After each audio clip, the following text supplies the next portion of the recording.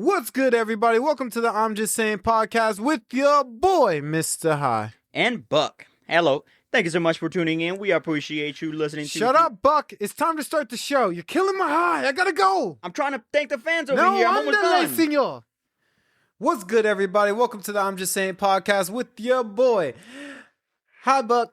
Hello. How you doing? You see how I transitioned there? Smooth. It is kind of smooth. How was your week, baby? It was cool. I went to get a cut. I'm gonna let my hair grow out a little bit. I've never really let it grow out, so I'm gonna let it grow out. It's gonna look like a bird's nest. I need to get a haircut. I don't even like my hair out like this. When I see your hair like that, all I think about is just cutting my hair. And who grows their hair out when it's 90 degrees? Well, summer's around the corner, but the heat wave is over, so I think we should be good. It's gonna get a little chilly for at least a couple months, and then when summer comes, I don't know. I might cut it down. I always have low hair anyway, so I'm just testing it out, seeing how it goes. You should just go cornrows. Cornrows. Why does that sound familiar? Is that what Patty does? Yeah. Oh, nah. I feel like that's a lot of hair. I don't think I would have that much hair. I'm probably going to trim it more like on the sides, but keep it a little on the top. You can have like two cornrows and like that. Be like a snake. Yeah, but he has like real silky hair. I have like a little more of a thicker hair. It'll work. But that's he's got like a bowl head. Like his hair is a lot. That's a lot of hair. I don't think I'm going to have that much hair. That's why when he gets punched, you think he's going to get knocked out because your hair does a little whole wavy thing. Grow your hair. Huh? Grow your hair. I don't have... Well, actually, I kind of have like natural kind of curls in a way. But I've never had... Like I said, I've never had it this tall before. So I never really knew if I had like natural curls or if any sort of curl. But when I let it grow, it kind of does turn a little bit. So... You're gonna see. If you're gonna let it grow that much, you need to go to CVS, go to your nearby CVS, and go buy yourself some gel. You need to put gel in that hair. My hair is receding, so gel is just gonna make that shit 3 times faster. Y'all, I want to thank Texas, LA, and for some odd reason, I don't even know why, Singapore. Y'all are the most top 3 people that listen to our podcast, so I want to thank y'all very much, and thanks for following us and appreciating us and dropping up those thumbs up. We appreciate y'all, and we're going to keep doing what we're doing. We got a lot of stuff to talk about today, but I just want to get this off my chest real quick. Can you go talk to them about Shonen's Jump Hall of Fame? I never heard of this, so I want you to give them some details of what the hell is a Shonen Jump Hall of Fame and what's in a Shonen Jump Hall of Fame. What is that? Basically, so Shonen Jump is the company, right? So it's not like a standard Hall of Fame. So it's the company Hall of Fame. But it's not even like a true Hall of Fame. It's more of hitting a quota. And that quota is 100 million prints. So once you get 100 million prints, then you're considered in the Hall of Fame of Shonen Jump. Now, there's been a handful of animes that have gone there. Now, it's not like a universal thing. It's really specifically on Shonen Jump. So it kind of... You don't really know what's going to be in it unless it's a Shonen Jump manga exclusive. But there is a handful of mangas already in the Shonen Jump scale. For example, we have One Piece, obviously the biggest manga of all time, super massive. We have Dragon Ball, Naruto, Demon Slayer, JJK, Slam Dunk, Kochikame, Bleach, Fist of the North Star, JoJo, My Hero. All of these are massive mangas, and they have over 100 million sales, and that automatically applies them to the Shonen Jump Hall of Fame. There's some creeping around the corner, but they're not there truly yet. Just quick questions. Easy. Who runs it? I think it's by the parent company of Shonen Jump. The parent company? Who's that? I don't know what they're called. So something. Yeah, I don't know what they were called. Sorry about that. Okay. The second question is, who gets a vote in it? It's an automatic. Once you hit that number, you automatically get put on that pedestal. So you have to hit a quota to get put into 100 million sales. In that Hall of Fame. Yeah. And what's the quota again? 100 million prints. Not anime. Just it gotta be manga. It gotta be the manga. Yeah. So what if your manga never sold that much, but the anime does great numbers? You're not there. And you have to be exclusively Shonen Jump too. You can't be from other prints. You gotta be Shonen Jump. So it's really not even an anime Hall of Fame. It's more of a Shonen Jump Hall of Fame. Yeah, it's just Well, run that by is them. what it is, Shonen Jump Hall of Fame. But It's not a boxing Hall of Fame. It's a UFC Hall of Fame. It's exclusive to the company. It's not the broader spectrum. who are the top 5 Hall of Famers then? Let's see. In the manga category, we have One Piece, Dragon Ball, Naruto, Demon Slayer, and JJK. I believe. I might have chose it at random order, but these are like 5 big ones up there. There's only like 11 I thought right you were now. about to disrespect One Piece, so I was like, what? No, One Piece is the biggest one of them so all. Naruto's up there. JJK's up there. Yep. Demon? Demon Slayer is. Okay. JoJo, Fist of the North, Bleach, Slam Dunk, My Hero. I don't know if I said that. Yeah, all of them up there. You know, you gotta repeat the goats again. You know, I just like when you gotta admit when My Hero's up there. You wanna know who I don't hear? You wanna know what name I don't hear off that list? Who? Please tell me Farron's a part of Shonen. Yeah, they're getting up there. Well, not truly up there, but You're telling me Farron? You're telling me that Farron show yeah, it's can't do numbers? right now it's at 35 million. Can't do numbers. I love that. So wait, where's Black Clover? Black Clover is. I don't think Black Clover is part of it. I think they were only like in the 20 million sales, something like that. And how much is Farron? 35 million. I want you to find Black Clover's numbers because that's blasphemy right now. All right, I'll show you. I just want to let you know right now, I think it's hilarious for the fact that you talk so much up about Farron this, Farron that. Nah, it's only because you And talk they down so can't much about it. That's get- it. They can't even get to the numbers, bro. So, They can't get to the as movies. As of late 2025, the Black Clover manga has reached 24 million copies. So it's 11 behind. But it'll catch up. Watch when the anime drops.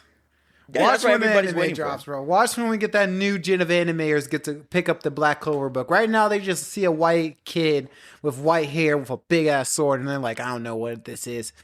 Wait until we get those diehards again. Yeah, I mean, it's a cold classic. It's, can't talk down on it. It had its era. Oh, I but dare it's been delayed for quite a... Yeah, it's been on delay for a while. But now we're just waiting for it to come back. I mean, obviously, once it comes back, once everybody gets their hands on it, it's going to blow up. Because what's not to like about Black Clover, apart from Asta yelling all the time? That's kind of the only thing. But that's character. That builds character. I just love the fact that Farron can't even get up there. That brought a warmth to my heart. It just brought a warmth to my heart. No, I mean, who 100 would you want to get to the now that I know that it's only records and you have to hit a certain number to hit that Hall of Fame, and it's only exclusive to Shonen Jump, that makes me even more not impressed with this Hall of Fame. Because one, I just thought it was a Hall of Fame. Hall of Fame Yeah. for all animes. Just them. Just Shonen Jump for now. Or at least for now. Hey, once we get up there, we're gonna start throwing out. Oh, I don't think we have the rights for that. We're American. All you have to go is for the biggest. We're Western American. There's no way that we have rights to even start a Hall of Fame of anime. We could say our favorite Hall of Fames of anime, but I don't think we're able to get that going. But it's just funny. No, I mean like that. You can fill up like a 20 border, like a 20 pack so easily with just big ginormous named animes. You know what I mean? Well, that's what I'm saying. Like every year you put in new ones that had either get a little more recognition that didn't get respect from back in the day, but at this moment you can just kind of put a bunch of different names and be like, these are the most important ones of all time, the biggest ones of all time. Boom, easy Hall of Famers. Yeah, no, you could say that 100%. So on that note, who would be your top Hall of Famer? Top Hall of Famer. Now, If you wanted to put one Hall of Famer in this new generation into the Hall of Fame, because it's kind of easy to say who's a Hall of Fame anime. It's not that hard. Just go on Google and type in anime. There's all the Hall of Fame animes. They're all up there for their first picks. What would be an anime that ain't in there yet, but is definitely a Hall of Famer aspect person? Or anime qualified? now we're talking like just 2020s or we're talking like 2010s. Like the first one that comes to my mind is something like Soul Eater, but I know that's a little more OG now. So I don't even know if that would fit into the category of like a modern era Hall of Fame. Soul Eater, no. It had his time, it had his era, and had his manga sales. Didn't make the cut, buddy. No, I mean, that's what I'm saying. If you had one, that's what I'm saying. Like, if I had a choice, want that one? I would want that one. I would want Soul Eater. The anime It has is amazing. a terrible ending. Yeah, It deserves not to get in there. I mean, a lot of... And it never did a spinoff, never fucking... Well, we got Fire Force right now. And how's that doing? It's doing great. We're going to get, what is it, Season 4, Part 2 later next year? That's pretty good. And it's basically like a spinoff. It's got its own... People that watch Fire Force don't even know that it's connected to Soul Eater. Like, I feel like that's a pretty impressive thing if you're carrying it off your name alone and they're not looking back at your prequel. I feel like that's pretty impressive. Now people are connecting the dots, but in the beginning, they didn't know. Shit, I didn't even know. I had to read the manga. I feel like that's pretty impressive. All right, I'll give you that. That's a little impressive. I can't say that's not impressive. The one name I didn't hear, where was Full Metal? That's like without a doubt, though. And plus, that's old. That's from like what, like the 20 early 2000s? No, you're right. I'll give you a new gen. I'll be a little bit more fair because you got to give something that has no chance right now and maybe can rise up to be one. One of them I'll probably give... Oh, fuck, my leg. Probably Attack on Titans. I'm surprised Attack on Titans ain't even up there yet. I think it might be just... I don't know if it's Shonen Jump.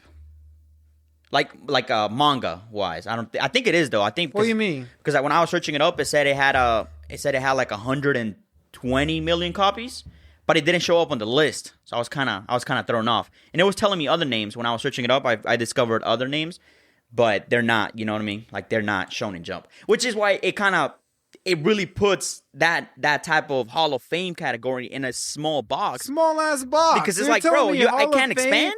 Like, you're telling me Attack on Titan in there. You're telling me, like, what do you mean? Hell's Paradise don't got a chance? You're like, all the great animes, even though they weren't Shonen Jump, aren't ever going to get that Hall of Fame recognition because they're not Shonen Jump? I mean, that's kind of the only one we got right now. And it's basically, it's not even like an actual retirement Hall of Fame. It's more just... You hit this quota, you hit 100 million. Okay, cool. I guess you can be put in the Hall of Fame. But it's like the Hall of Fame, that would mean that you had your time, you had your presence, you carried a generation or two, and you were undeniably like a massive hit. I know. Like, don't the Hollywood have their own Hall of Fame? Yeah, and that's like across the spectrum. You know what I mean? So that's why I feel like it kind of fits everything in a small box where it's exclusive. That's what I'm saying. Like, if we make it in the future, it's not going to be us, but we could talk to other people, especially people from Japan, and be like, all right, what would fit this category of you have to be retired in the Hall of Fame because you're just that great? And we're going to have to do that in the future because if nobody's doing it, someone's got to. Yeah, I guess so. You know, what was the great words that Batman said?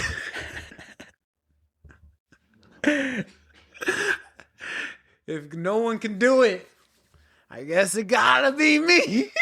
Gotta be it. No, I'm just playing. Nah, but 100%, I think it's just hilarious that they're calling himself a Hall of Fame. But like, who are you Hall of Fame and comparing? And just if you. You're like just you and you're calling it just stat lines, and yeah, cool. Great for your society. Great. I guess a little buzz, but like, what about animes that don't even have a manga, right? Like exclusives. I don't know. It just makes everything looks like a joke, dude. Yeah. I'm telling you. It's their own company. The Crunchyroll layout of their award ceremony, all of these anime awards, like everything what they do don't even look professional. It just keeps looking more like a joke. Yeah, I mean, like Hollywood doesn't respect anime. You know what I mean? Fuck no. And what I thinking is they have to do their own thing. Hear me like out. The if biggest Hollywood one respected anime, how the fuck did Demon Slayer or Chainsaw Man didn't even get a chance to get in the Oscar? I was reading, and apparently they don't even care. They don't even watch it anime because that's how little they respect it. Apparently they ask their kids to like tell them what's popping. Basically, it's like, dude, you gotta watch something. And the only thing they respect is Studio Ghibli, which understandable, right? Like you can't deny that's Studio Ghibli. That's the foundation, but. You gotta. There's other stuff that is good, and Studio Ghibli doesn't come out every year, so you gotta respect. No, I respect it. It's just more the fact that it's more the fact that pisses me off that like, yo, we have great anime stories, great anime movies, great anime moments, and I feel like the media and like everyone else is making anime more of a joke where we're never going to get compared to these great movies, which some of these movies actually deserve to get compared to. Bro, you have people crying out some of these movies, bro. I dare one of those people who have acting skills, who been in acting classes, who had to do acting lessons and been in a character moment, who knows how hard it is to write a scene and make a scene. I want you to go watch that ace scene. Tell me how much that ace scene hits you. There's a difference. But the problem about that is we as a media, we as like, I don't even know why we do this. Like, why don't we just make it look more official, more professional? Like, let's get this going. Like, why are we looking straight kiddish after when we were being kiddish for like 5 to 6 years and half of our convention smells like half a BO and it's just like no one wants to even go no more. It's just fucking bullshit. I'm spazzing. Why am I spazzing? Nah, we will get there though. Like we've seen like slow changes. You know what I mean? We've seen the Crunchyroll awards. We're seeing anime awards. They're getting better. But like you can't even be exclusive. You have to be across the spectrum. Like if you're Crunchyroll Awards and you want to promote your own content, that's fine. But like I feel like you're too big to be just Crunchyroll. I feel like it would increase your gain as a company to be like, okay, these are the biggest animes that came out this whole year. Hear me out. I don't think Crunchyroll will never do that, and I'll give you one reason. I know that because you don't think business, Buck. No, I get why they don't do it. It's not promote your competition. You're never going to promote the competition because there can be one time where the competition can beat them. And let's put it to the fact, no one was going to beat them last year because they had Solo Leveling and they had, I think, JJK or something else that came out that was unbelievably better. Like, no one was going to beat them anyway. They're not going to do that because of competition. I'm telling you, why is there not a different academy like they do in the Hollywood scene? They give the rewards, they have this power, and then they do it. And everyone gets acknowledged and everyone looks good. Like, there is a handful out there, but they're not big enough to matter. You know what I mean? Like that's the craziest part. I think there's Tokyo Awards or Kyoto Awards, one of those two, and they give out awards, but it's kind of like it's not that big. It's not the Oscars or it's not the Grammys. It's not the Emmy. You know what I mean? It doesn't have that type of leverage. Because here. I'll tell you right now. One, we don't make it that big of a deal. Crunchyroll gives out an award. We accept their bullshit show. We accept their I'm not even saying that their awards ain't bullshit. I love that Crunchyroll is giving the effort and trying their hardest to present awards, to give acknowledgement to these studios, to the CGI teams. Definitely them. I love how they're giving acknowledgement and showing credit to all these great organizations that's putting these animes together. It's just how they set it up. How they present it is terribly wrong.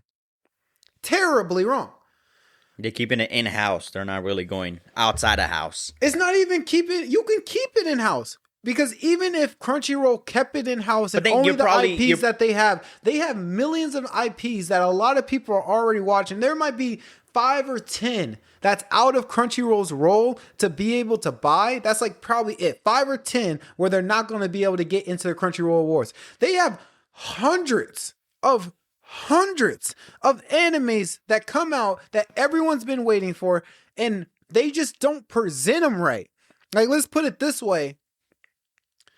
Why are, like, the last Crunchyroll, remember the last Crunchyroll Awards? Yeah. Why are you doing 50% Japanese, 50% dub? 50% sub, 50% dub.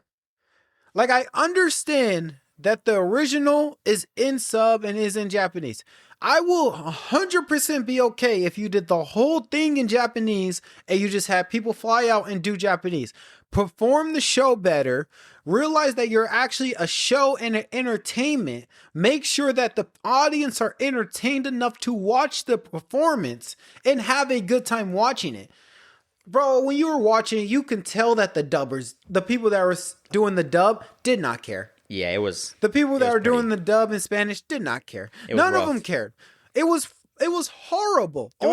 Do it like the other major, like the Oscars, how they do it in English. And if Yeah. you're watching it in another country, you're going to have to read the subtitles. You gotta read Do the it- subtitles. Do it in Japanese so you can pay homage to Japan because that's Yeah. where the R4 comes from. That's the first part. Like, I don't want it to go. I'm not gonna have people come up on here and say, "Hey, he's just trying to get it to Americanize, and he wants it like the Oscar. He wants it all in dub and English, and he just wants to present the words like that." No, I'm not saying that at all. I'm saying that, and this is the one thing I need everyone to hear me out right now. Anime has the best CGI fights, scenes, anything you're looking at, water, wood, earth, air, grass. Doesn't matter if it's an anime project, it's probably the best thing you ever seen drawn in an anime cartoon form. So why are we not using these type of tools to make the show crazy and unbelievably believable? You have 1,000 IPs in one room, and you're telling me you can't just do one little snippet like, oh, look, we just had, oh, is that Zoro? Look on the screen, it's Zoro fighting this guy. Like, you can go crazy with it. Zoro running into Son Goku, and they do a quick fight scene to present the next fighting awards. A music scene with the best music animes, and they're all doing a music scene together in the anime awards. You can go crazy with the CGI and just go bananas and make people go, wow, we really got this. Wow, that was really something unbelievable. Who would believe that we'll get this type of collab? And it was all in a award show. And right now, everything is kind of for the taking because for the most part, a lot of the other major shows, nobody's really taken seriously no more. Fuck no. So, as of right now, if you do one that you focus on anime, understandable, it's not going to be as massive as some of the other ones are, but you can definitely take advantage of it because that base as of right now is very weak and fragile, and you can come in and plummet through everybody and stand out as the best. But we do have to get one that kind of meets in the middle, where it's across the anime spectrum, not just one company or one brand or anything like that. It has to be anime as a foundation. And it can't just be, you can't just be doing to things that are big. You have to be doing to things that are actually good and people like. And people can understand that it's like, okay, maybe I didn't watch it, I didn't like it, but it's a good product. And that's really how you have to get. No ass kissing like the Oscars. No promotion. No, you can ass kiss. I will present. Remember, you do what works. I know you don't like ass kissing, but sometimes you got to kiss some ass to make some good credits and some good movies, bro. There's a reason why there's to make them, that's fine. To win the trophies after they're done, that's the part of ass kissing that I don't like. How you can win trophies for an anime, or not even an anime, movies or shows when they were mid at best, but you did enough ass kissing to where you got the trophy. Here you go, good job. But nobody really liked the product. Nah, well, you gotta remember, if you're doing it by ratings and anime, even though everyone's gonna feel that way when it comes to anime, bro, it could be down to a 3-way tie between one. It could be, let's put it this way. If this Hall of Fame works out and people hear this rant, there could be a 3-way tie for the best anime of the year. One Piece, JJK, and who could be a third one? Who could be a third one that's a good one right now? I'm trying to think of who even It's so has hard a to know right chance. now because it's so early in the season. If Solo Leveling 3 comes out, if those three were up at the same exact time, it doesn't matter who's going to win. The other teams of the fans will be mad and call it rigged. I mean, that's with anything, though. Put it this way. If One Piece is on the ballot on any spectrum and they lose, rigged. But that's the art of competition, though. Like, no matter... Or kiss ass. Like, no matter how good you are, if you win, someone's going to be mad about the fact that their favorite didn't win. That's just the competition aspect. I don't mind that. What I'm saying is, in order to get that number one placement, you don't have to show the quality of your product. You just have to kiss enough ass in the background to where, good job, you kiss my ass, here's your trophy, you won first place. But it's like, you don't deserve it. Yeah, but it could be that close, though. No, I mean, that's fine. Like, if it's a close, that's understandable. I'm saying when someone has an advantage so higher than somebody else. All right, let's put it this way. Season 3, No, season 5 of JJK came out. One of the best seasons ever. It was the season where we're all been waiting for. The one that you know what I'm talking about. All of that happens. While that happening, we're getting the end of Elbaf of what's going on in Elbaf before they go to the last island. Both of those are happening at the same time, right? Both of those are incredible animes.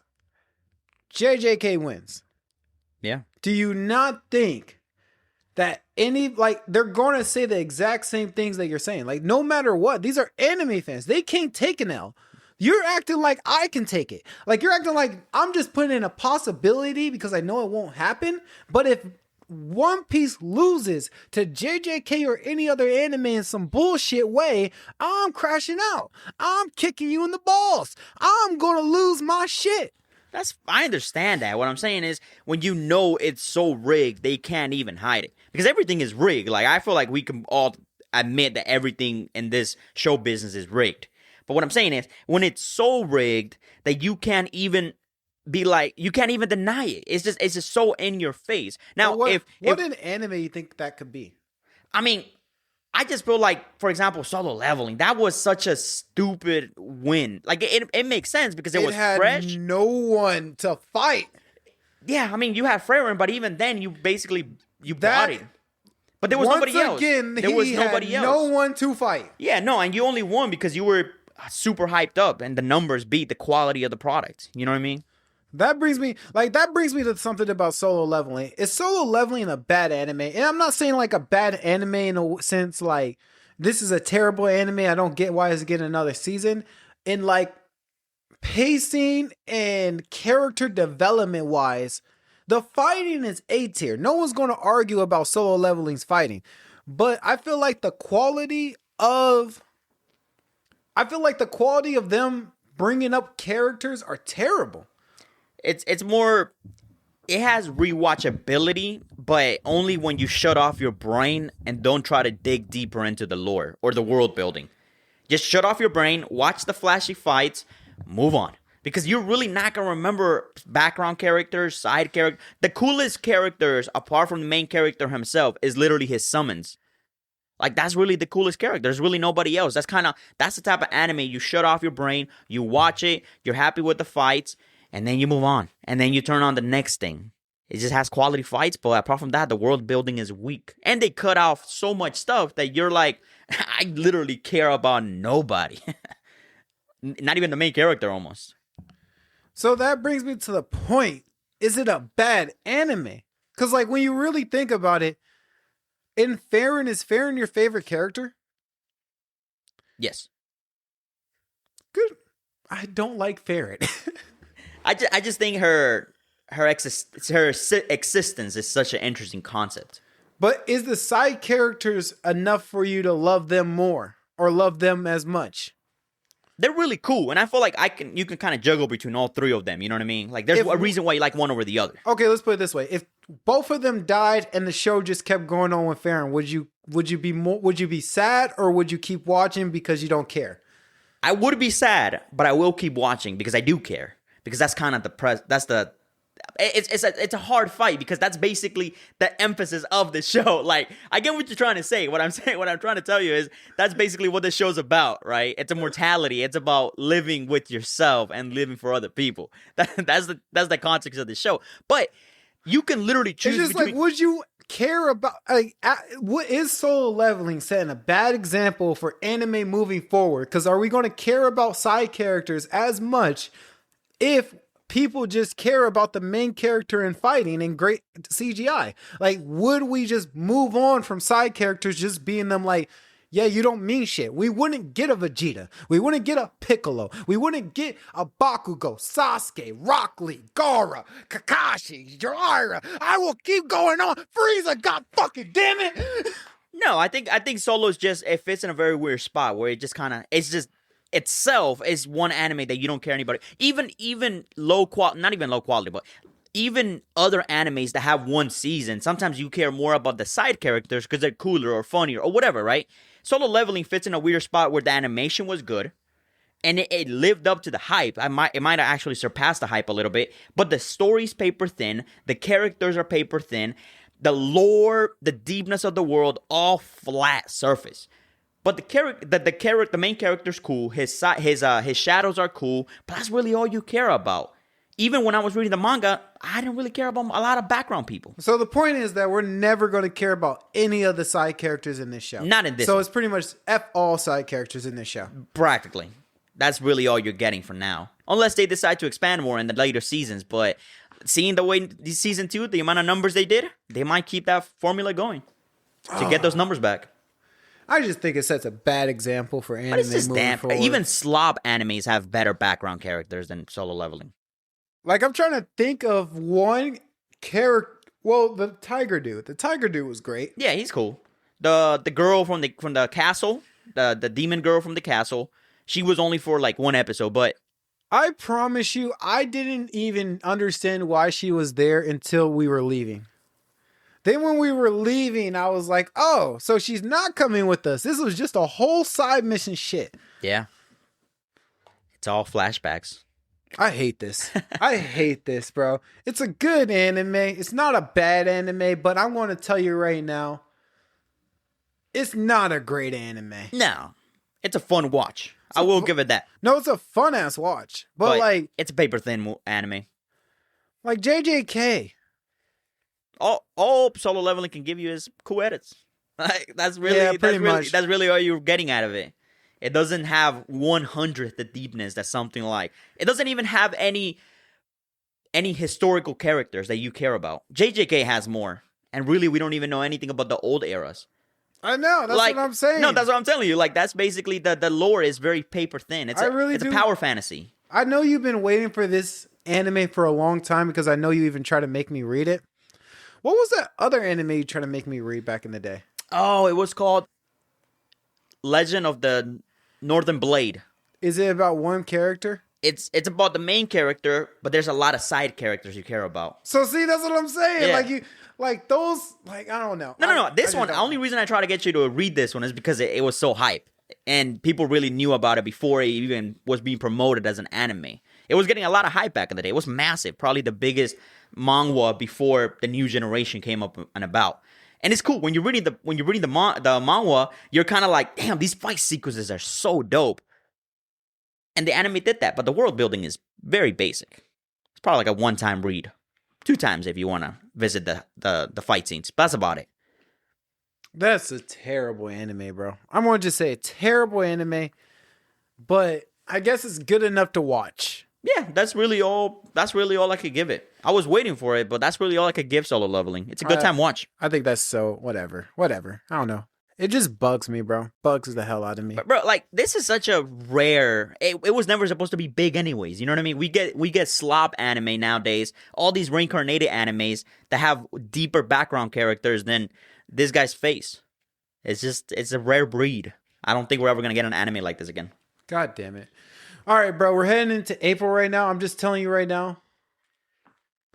April's going to be a big year because there's not only one anime coming back. There's not only 2 animes coming back. There's 30 fucking 5 animes coming back. But there's only one anime that fucking matters out of that whole list. I know you know what it is. And you want to say it with me. You know what? You don't get to say it with me because you're not a fan enough for it. One Piece is coming back to Alba. Oh, I just fell off my chair. He did. He fell off his chair. Oh, I spilled my drink. No! All over the carpet. We're cooked. It doesn't matter because it was One Piece. The One Piece is real. It doesn't matter because it's One Piece. All right, you want to let them know how many animes we're about to watch this week? All right, there's a massive amount of animes, but I'm gonna read you guys off about 11 or so that are coming in for like more seasons, which means are one that people are really expecting. So, Demons of the Shadow Realm, which is created by the creator of Full Metal Alchemist.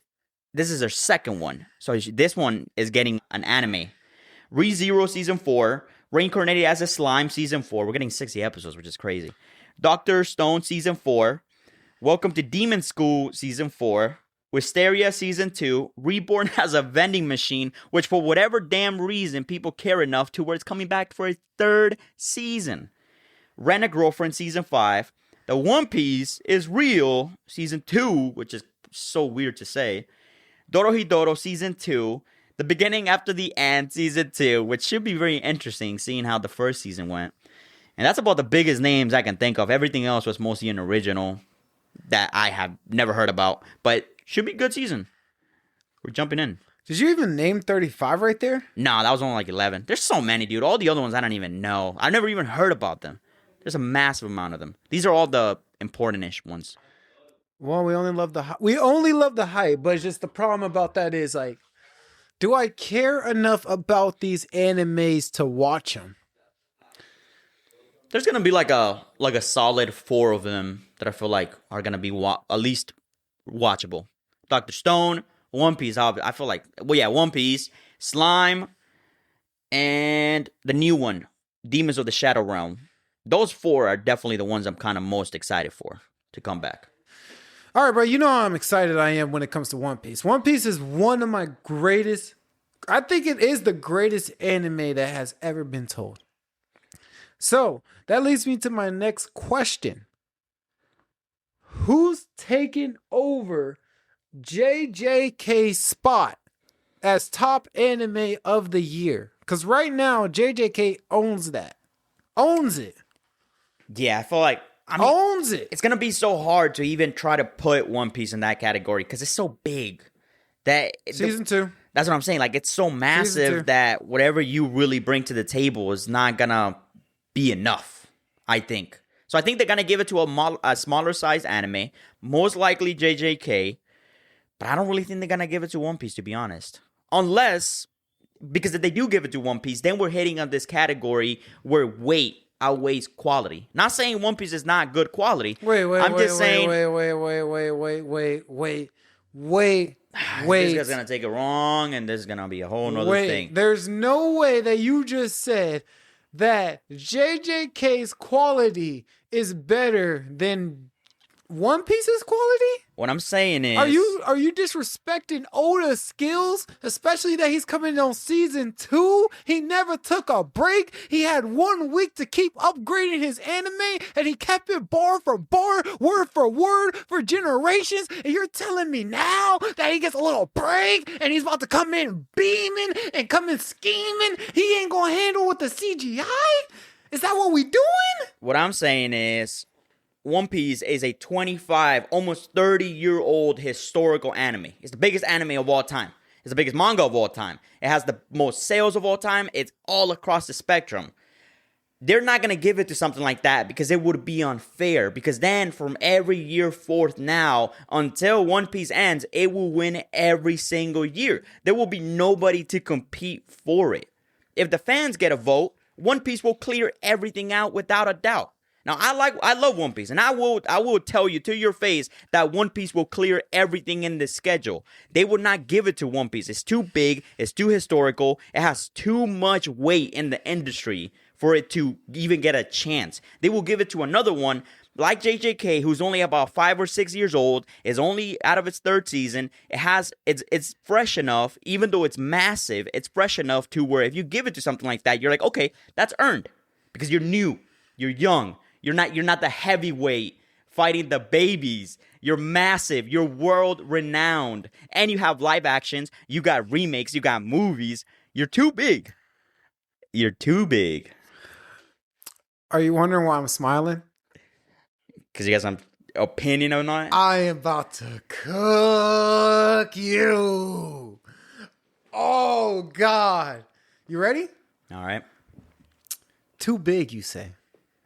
So you mean automatically when One Piece Season 3 and Dragon Ball Super Season 2 are both appearing at the same time, you're telling me that they're both too big to even be qualified for an award?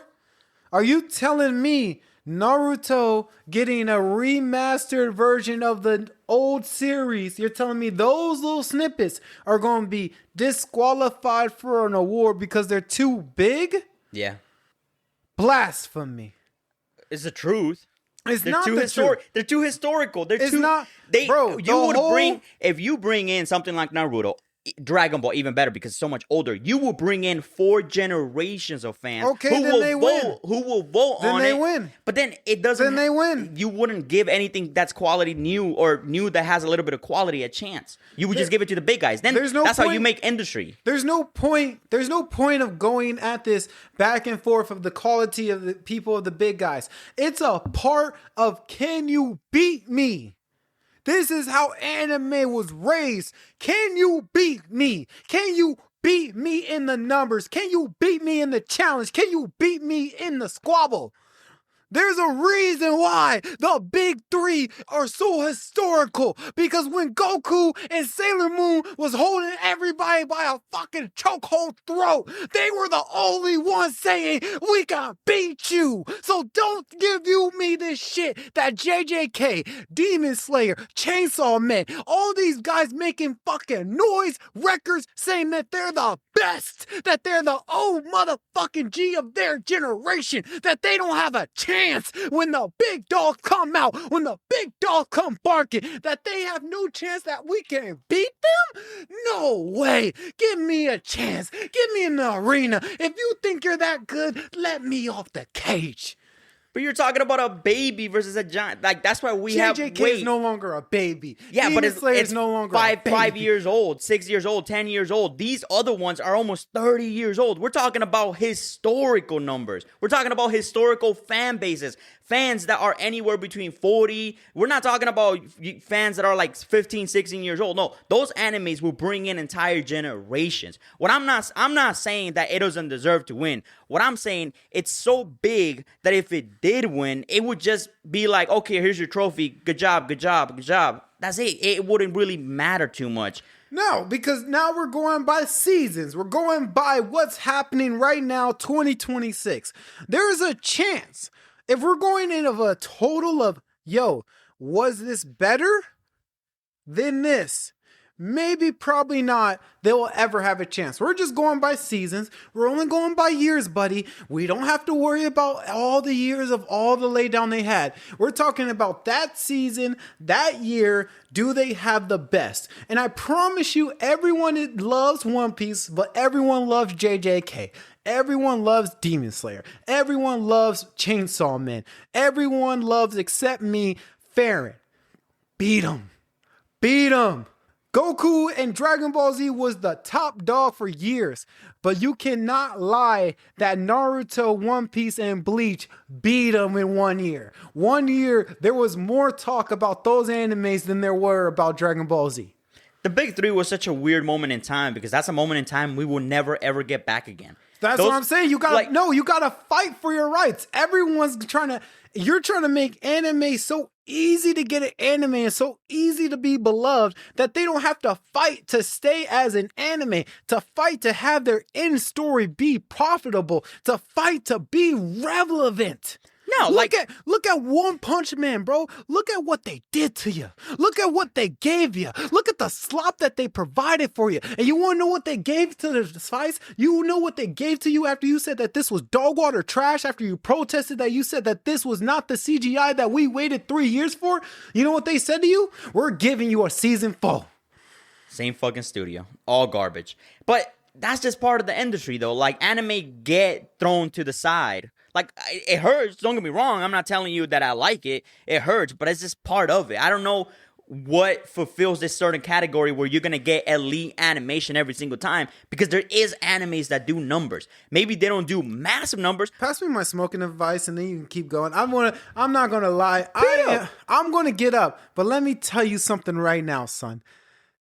It is unfair that, like, nowadays, that because One Piece, Naruto, all the big names, they're so big that they're automatically thrown out the conversation because all these guys are little buddies. Bro, JJK's so huge. How many people swallow Gojo a day? That's fine, but if you were to compete between that and One Piece, I'm voting for One Piece, bro. Like, that's just how it is. Tell me this is not a fact. It's been 1, 2, 3, 4, 5 seconds. In 5 seconds, someone in the world just fucking sucked off Gojo. Somebody sucked off Luffy too. Like, are we shocked? I'm just saying. That's how you it have is. a shot. That's when you're big. You have that's a when you're, shot. That's when you're big, and that's when you're trending. You have a shot. That's when everybody still sees you. One Piece, you can still see them every day. If you're not watching that, you're watching the live action. If you're not watching that, you're reading the manga. Same thing for JJK, right? Well, JJK actually, manga's finished. So once this season's over, you gotta wait for 2, 3, 4 years now. One Piece will never. The quality of One Piece would only get better. The story would only get better. I can't deny that. What I'm saying is, historically, it is too big to even be put in a conversation when it's like, you are one of the legends. You're one of the GOATs. How can we even compare you to someone who's up and coming? A new guy. Compare me to this season. Yeah, but then the big guy's always going to win historically. Not fair. No, not true. He didn't. One Piece lost to, I don't remember who they lost to, but when he was on the Wano arc, when he went Gear 5, he didn't win Anime of the Year that year. He was on the ballot. Too big. He didn't win. That's what I'm saying. If the fans got a choice, Solo Leveling, no. JJK won. I think it was JJK. If the fans got a choice, something like One Piece would always win because they would have the most amount of numbers. But a lot of that stuff doesn't really come down to the fans or how much the fans watched it. It comes down to, like, I don't know what the criteria is. Like, maybe how much you sold. One Piece would win that, right? No, JJK has a chance. How much you people saw you. JJK got a chance. Sure, but One Piece, but episode by episode. But they be gone. Now it's different, though. You got 28 episodes. You're only coming out. You're going to have a break in the between, and it's not even going. And some of it's going to be filler. So, like, you have a chance. What, JJK? Do you give me any filler? No. Do you give me any fight scenes? All the time. Does people die? Do I have to talk about that? They have a chance. I get that. And most of the time, One Piece doesn't get included in that run. Even if you can vote for it, at the end of the day, when the numbers actually matter, when the people in charge are actually counting the votes or making the votes or choosing the votes, they're not going to count One Piece. They are going to count something like JJK or another anime that's popping.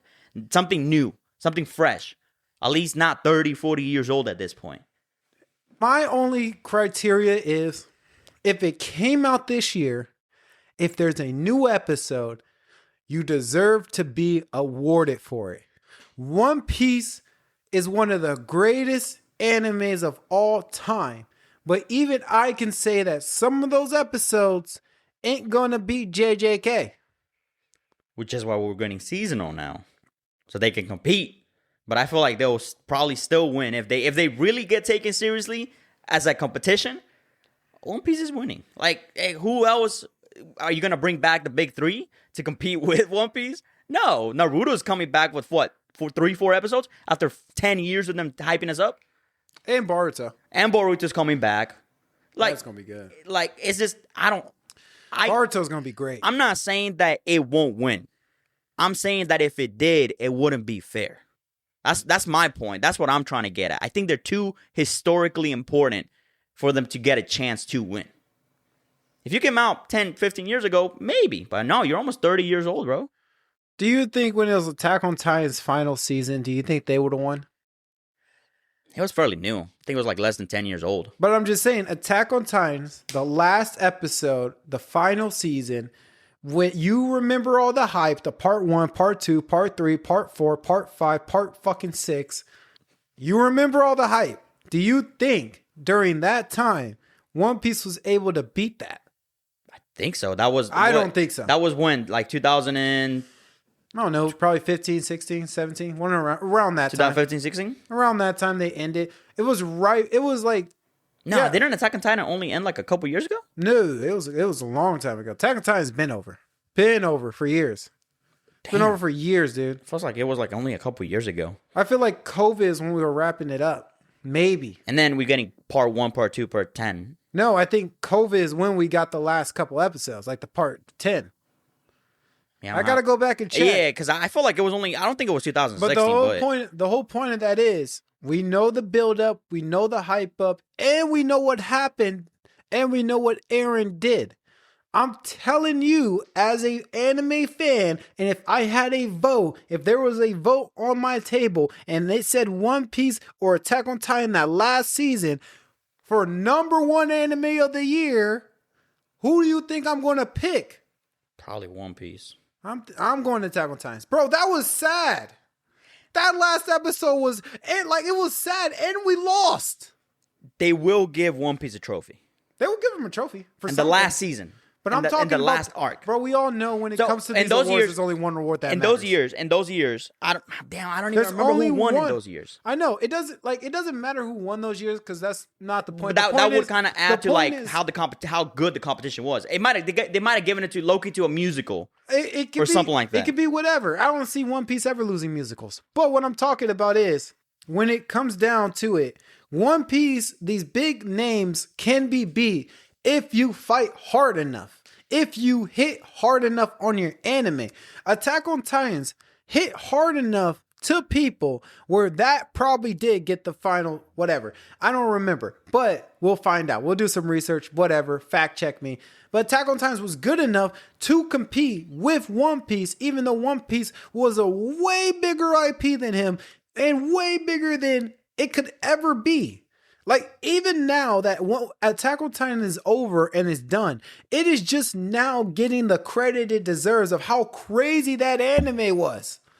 How crazy that anime was. That's the time is going to get the credit. But what I'm telling you is One Piece is so long and so crazy that it doesn't matter if you're a short anime or a longevity anime. Just try to beat them one season. Because you can. Like, the best you really got was Demon Slayer, JJK, and I think it was Chainsaw Man. Like, randomly for like a couple years or so, they were actually managed to beating One Piece on like the most sold that year. But One Piece never really fell under like the second or third spot.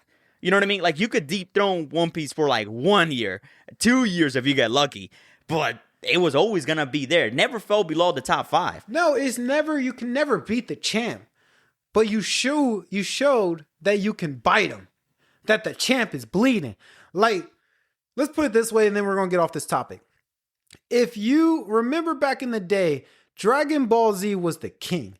Dragon Ball Z, you did not watch anime if you did not know who Goku was. If Goku was a foreign name to you, you did not know anime back in that time, right? That's absolutely a fact. When Naruto, Inuyasha, Bleach, Bleach, and One Piece, when all of them came out and started going and showing what they weren't beating Dragon Ball Z every week, especially when the new episodes came out. Even when Dragon Ball Z did that Kai shit, Dragon Ball Z was still beating them in numbers. But when they hit them on those scenes, when it was Rock Lee versus Gaara, when there was times where you just was watching or waiting for Naruto or One Piece or Bleach more than you were waiting for the new episode of Dragon Ball Z. Those are the moments I'm saying these new animes can beat them. These new animes can make these old motherfuckers bleed. You just gotta show the motherfucking effort and not be pussy. I just think One Piece is getting, especially now, is getting to the crucial moments. Also, the big three in those days were babies. They were the young guys in the block. You already had your OG. At that point, Dragon Ball was like an OG because it was like 10, 15 years previous to the big three. But when the big three they were really, really popping, they were the young kids on the block. And the competition between the three of them was so interesting that you didn't really have to look very far to be like, okay, who's going to beat this guy this year? Or who's going to beat this guy next year? No, because there was other animes. But they were the biggest ones. Like Cowboy Bebop, that ghost show with the girl with the purple hair. There were other animes. But I'm just saying those three showed that there was a chance that Dragon Ball Z don't need to be the best. And they went on to dominate for what, 10, 15 years or so? But now we got new kids on the block. And we have one Titan still playing the game. Stop babying them. No, I get that. I'm just saying we got a Titan playing the game, playing the field, and we're getting to the point where the story's wrapping up. So the moments are getting better. The writing is getting sharper because you don't have to drag the pace no more. We're in the end times now. One Piece ends, it's probably going to be a blackout for like a week on the internet. Hear me out. Is it not fair though? Because like, let's put it by the time. By the time One Piece ends, would JJK be wrapping up in the anime? Really think about this now. Even though that they're shortening the One Piece, this is still One Piece we're talking about. What are we in season 4 right now? You Well, got season 3. We're on season 3 or 4. Yeah. You got to remember, this is One Piece, and we're on season 2. Which is so ridiculous, bro. But I think so. You got to think of the pacing. I know you think it's going to be rapper, No. but What I'm thinking is, I doubt they're gonna do one arc per season. I feel like they might stretch the arcs, like at least 2 to 3 seasons. We all know this is going to happen. So we're talking about 10 years from now, the anime might low-key end at this point. I'm thinking about 5, 6. Because that's something we don't even know yet. How long is the delay gonna be between seasons? Remember, he said 3 years it was going to be done in 2015. Then he gave us another 3 years in 2016. Then COVID happened and we all gave the excuse. He gave us 5 years from there. And So we're then- 6 years deep. So let's be real. Let's be honest. They're all going to wrap up at the same time.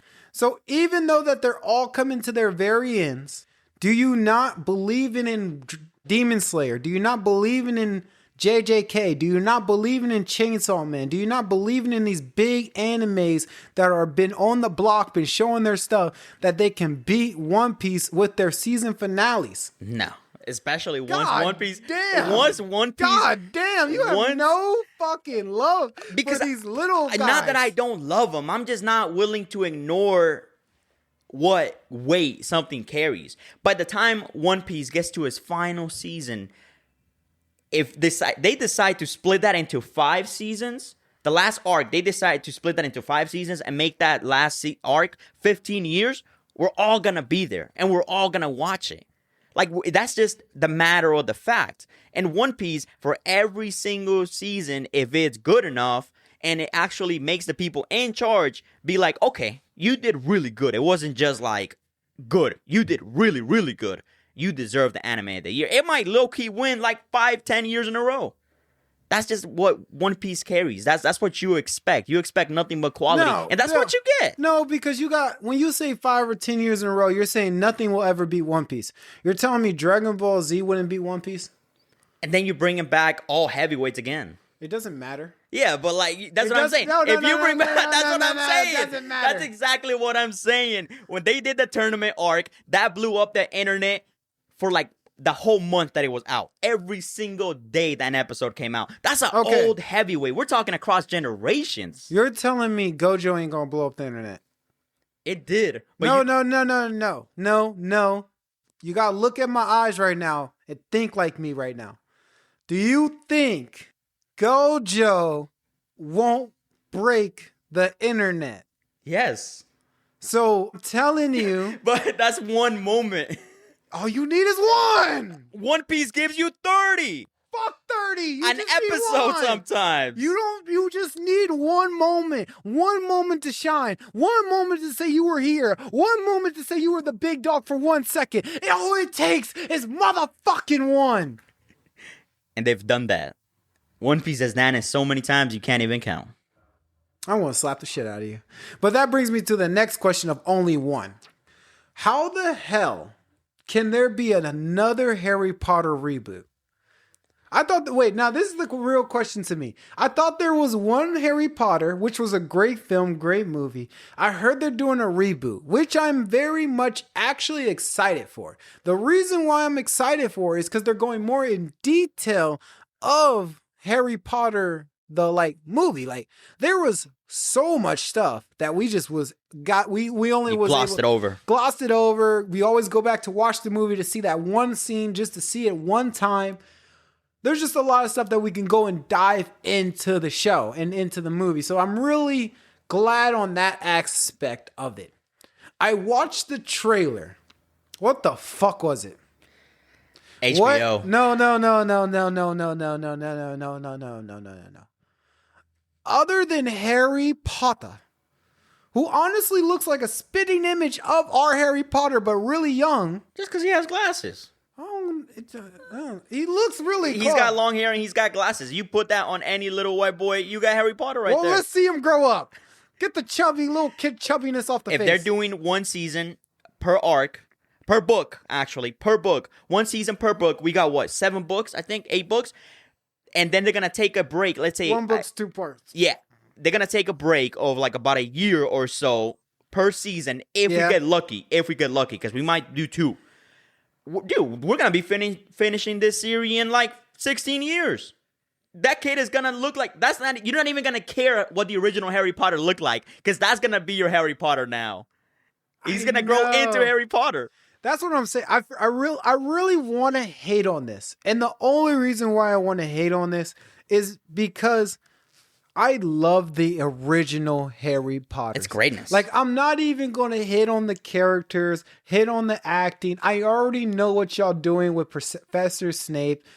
I already know where that's leading. I already know what you don't even have to bring up the backstory. Don't even show me the backstory, because I know what the backstory is. And I don't want to see the fucking backstory, because you're going to change the backstory, and the reason he gets bullied is going to piss me off. It's going to be so lame. So that's the only reason why I'm not even that mad about it. But everything else, I'm just like, dude, this is okay. Everything looks good. It looks like they're going in a more darker tone in the wizardry.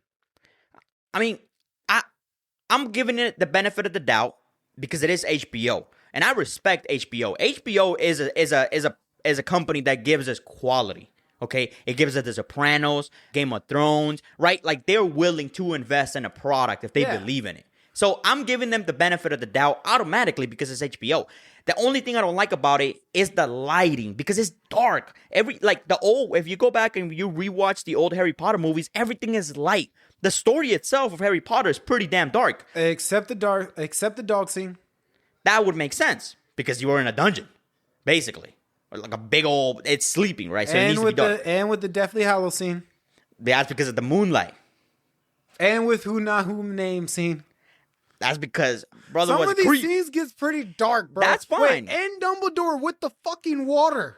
That's fine. Wait, no, the Dumbledore with the water was a little dark. When you watch that trailer, are we talking about the story or the lighting? Because I'm talking about the lighting. We're talking about the lighting. The lighting of the lighting of those scenes. Even in those episodes, it was clearer than what you saw in the trailer. That whole trailer looks dark. CGI for it. Like, if you really think of the lighting was better. Does that make it worse or good? You don't give it a chance, though. I just saw the trailer. Like, the show's not even coming out till like 6 months from now. Yeah, so it's even longer. But just based off the trailer alone, why is the lighting so dark? It looks like you didn't put a light on anybody. Except the black guy. Snape. You're probably going to be the only character you see the whole show. Oh, man, bro. The internet is roasting my guy. The only reason why I feel like I gotta support it, because y'all can't be roasting my guy like this. Y'all can't. I won't allow this. This is terrible. They're gonna fall in line, you see, because they're gonna give us a good characters. They're gonna expand on the backstories. I think he's gonna hit the role. I think he's really gonna hit the role how they want him to hit the role. And as long as they I think everyone's getting mad is because everyone looks young. The teachers look young. Everybody's a baby. The kids look young. The only one that looks like an old fuck is Dumbledore. Makes sense. Who's playing Hagrid? Oh, that's one of those British actors. He's famous. He's from Shaun of the Dead. Have you ever heard of Shaun of the Dead? Nope. Okay, anyways, it's a British actor who made that very famous trilogy with one of his buddies. But he's one of those big famous British actors that is not really super popping here on the Western side. Like, when you think about British actors, you think about a handful of them, right? Yeah. But he's popping over there. And now he's going to be in HBO show where, we're going to all see that. Okay. But yeah, he's famous though. Don't get that wrong. Don't get that wrong. He's famous. All I know is if you do not say the line perfectly right, you're a hairy wizard. Bar for bar, word for word. If you try to put your own swing into that one line I need you to say, every other line, I don't care what you say. You can say whatever you want. But the one line I need perfectly clear is you're a wizard, Harry. That's it. That's all. Other than that, good job. Good fucking luck. I am going to be probably the only motherfucker excited for this movie. But I'm going to be excited because it's Harry Potter, bro. When was the last time we got good Harry Potter films? When did the last movie come out? Like 2016, 17, 18? 2018. That was really the last time we got good Harry Potter product. This. You know what? I can already see what they're doing with this. If the show does, Wait, I think 18's no, I think because I know they made the 2 movies after that. The ones with the young Dumbledore and all that. I never watched that. Yeah, Magical Beast or something like that. I don't really care for that. Oh yeah, no. But I you can already tell what they're trying to do with this. They're trying to expand the universe, which for a show for a story as wide and the lore as deep as Harry Potter is actually not a bad idea. I feel like there's a lot of stories we could tell here. Oh, the only story that I wanted them to tell is about Harry Potter's son and the lost child. That's the only thing I wanted to watch. I don't care if it was a movie. I don't care if it was a show. All I wanted was Harry Potter, the lost child. If I can't get that, this is what I get. I'm going to settle for this and pout in my bed, but watch it. Nah, The Cursed Child was a flop, even when the book came out. Because it was in the format of a play. It wasn't even in the format of a book. God damn it was a play, so it flopped, and people are like, but you got the rough draft. That's when you can just, that's when you can Yeah, do but whatever you people- want. people That's were- when you people can do were whatever reading- the you want. people were reading the Harry Potter books for the lore and the stories and the extra stuff that went in the story. For The Cursed Child, that shit was a straight play. Like, it was some sort of time skip play that was going on back and forth the whole time. That's all you got. I tried reading it. I dropped it, bro. I'm a big Harry Potter fan, but I tried reading it and I dropped it because I'm like, dude, this is not Harry Potter. And it wasn't even written by the creator. It was written by some 2 dudes that got a blessing to write it. So it was never meant to be. So now we get this instead, which they're probably trying to set up a new universe now. So good luck. All right, I guess I'm just never going to win. I guess F me. Whatever. At least give me some wine or something. I don't know. This is going to hurt. I got this question on TikTok, bro. I'm not even going to lie to you. It came up to me in my head and I just wanted your opinion on it. You had to forgive one of these anime villains. All of these anime villains have did the most fucked up shit that you can think of if you watch the show. You only can forgive one anime villain out of these 3. Which one would you pick? Would you pick Danzo from Naruto, the dad from Full Metal Alchemist? And I promise you guys, I had time to go look up his name. Well, you don't speak his name. And I don't even care enough to look up his name to tell you what he has done. He who must not be named. Or Griffith from Berserk. You got 3. Which one would you pick? Man, I feel like the obvious answer not to choose would be the father from Full Metal, right?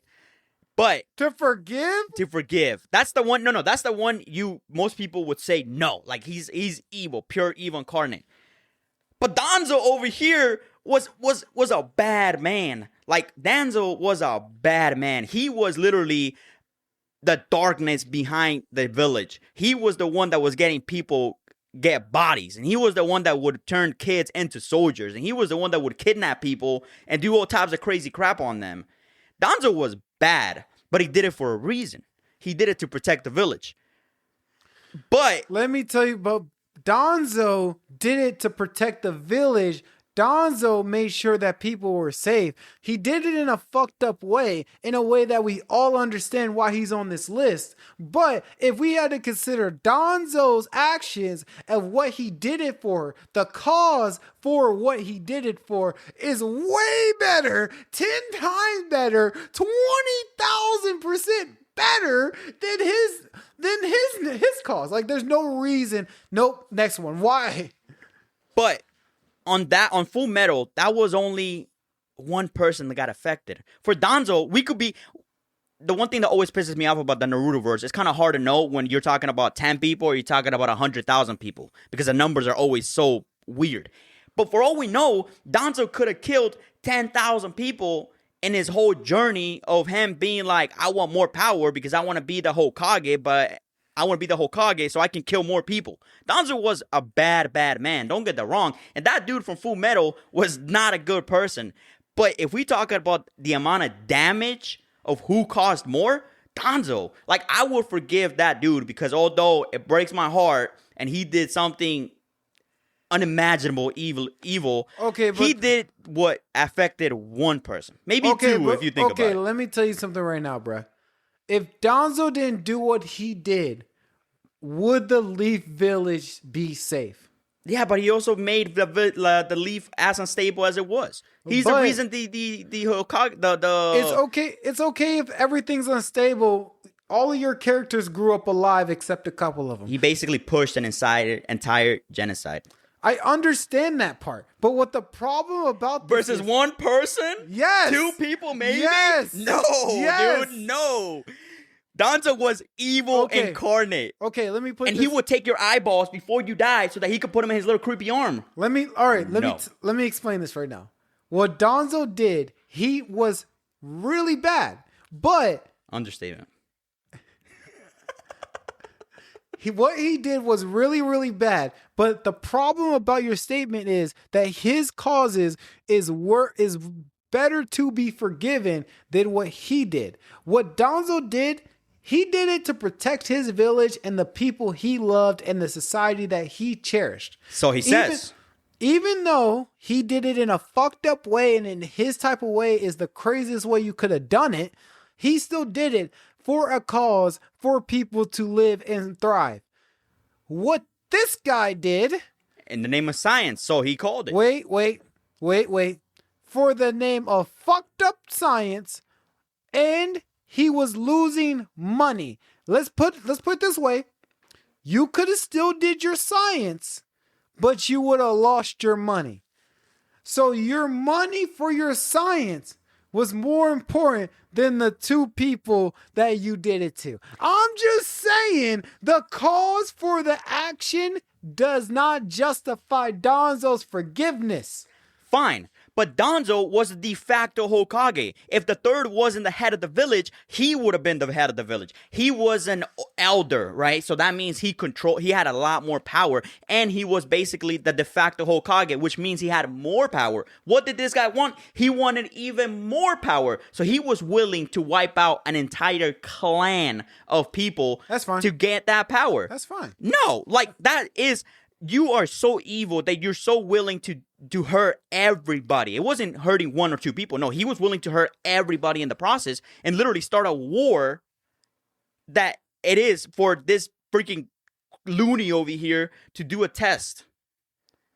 Yeah. Danzo was doing those tests too. And you're telling me what? You're ready to forgive that person? If I was going to choose between one of them, yes. Danzo can rest in peace.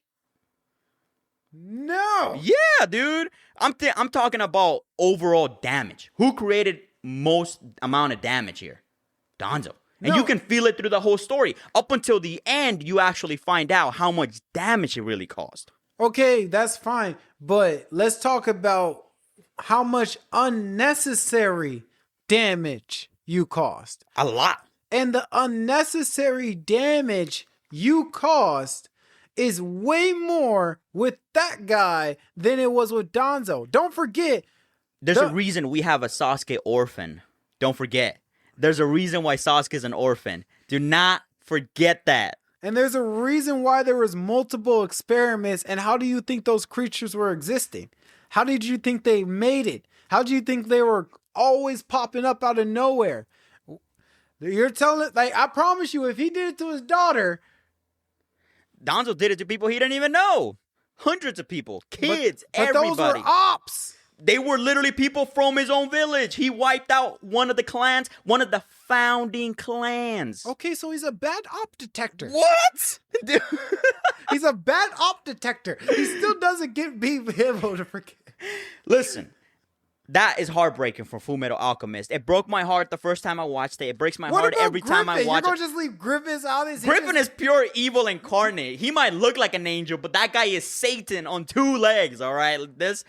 Griffin is under hell, all right? He's not under the jail. He's under hell itself.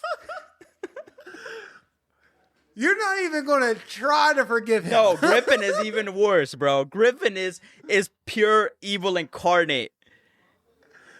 He did good things. He sacrificed his people, his Wait, no. family, basically, to get power. And then he did the other messed up things. And then after that, he just came back and acted like an angel? Hell no.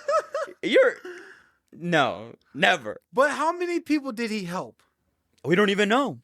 For all we know, he's still waging wars. But to be fair, That's more people dead. how many people did those two help? How many people did they kill? Let's talk about how many people they killed, huh? In all equality, the one in the middle killed the...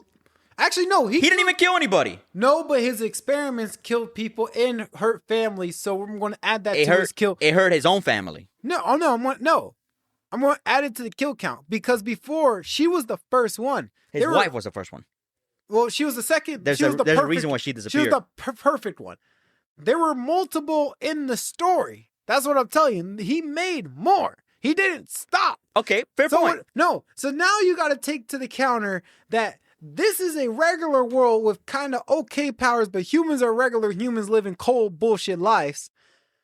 And he's capturing multiple people. And let's remember, if he did it to this one, don't act like he's okay. He's going to a bar. He's looking for a drunk guy, and he's going to bring the drunk guy to experiment on. No, the boy's going to a daycare. Yeah, I mean, if you do it to your own family, there's no boundaries. So he's the worst one. What do you mean? Okay, fine. He maybe affected a couple families. Sure. Danzo was literally the assassination master. Like, if he did not like you for whatever reason, he had the Ambu, who were at one point actually cool and threatening. He would have you wiped off the map. He did that for, how old was he? Like in his 70s or 80s or some crap like that. Okay, then Griffin's definitely get to... No, Griffin, the time span of Griffin is only like a couple years. But still. Danzo how was many in power for like 60, 50, 40, 30 years. That's, bruh. Okay, fair enough. I understand you. I believe you. Calm down, bro. I am not the person you're supposed to be fighting with. But what I'm trying to tell you, son, Danzo doesn't deserve it. Griffin deserves it. Okay. If you think that dude let me explain. does not deserve it, Griffin definitely does not deserve it. Wait, let me explain. What he did was pure fucking evil. But he had a cause. You're talking about affecting families here. Hold up. First of all, every person in that family and in that whole group, right? Y'all didn't have nothing. That was the whole point of y'all. Y'all didn't have nothing. Griffin came. Y'all had something, right? Sure. Okay. Y'all all agreed when he was able to do all of the dope shit that y'all are ready to ride or die for him. Ride or die for him, guaranteed, right? Right. Okay. So I bring y'all to greatness. Y'all are eating good. Y'all pockets are full.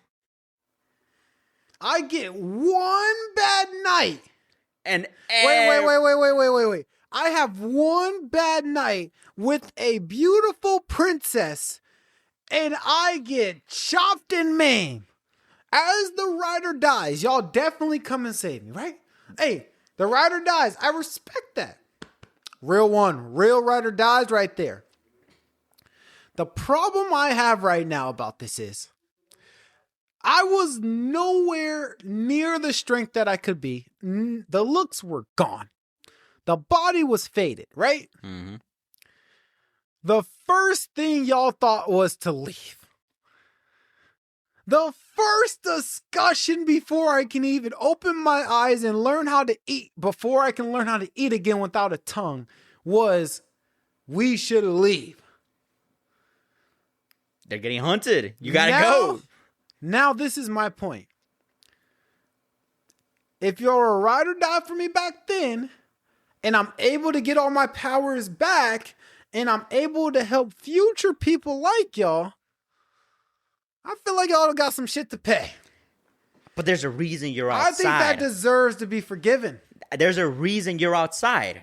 If they would have never come for you, you would still be in that crappy ass dungeon. Then I shouldn't trust none of y'all.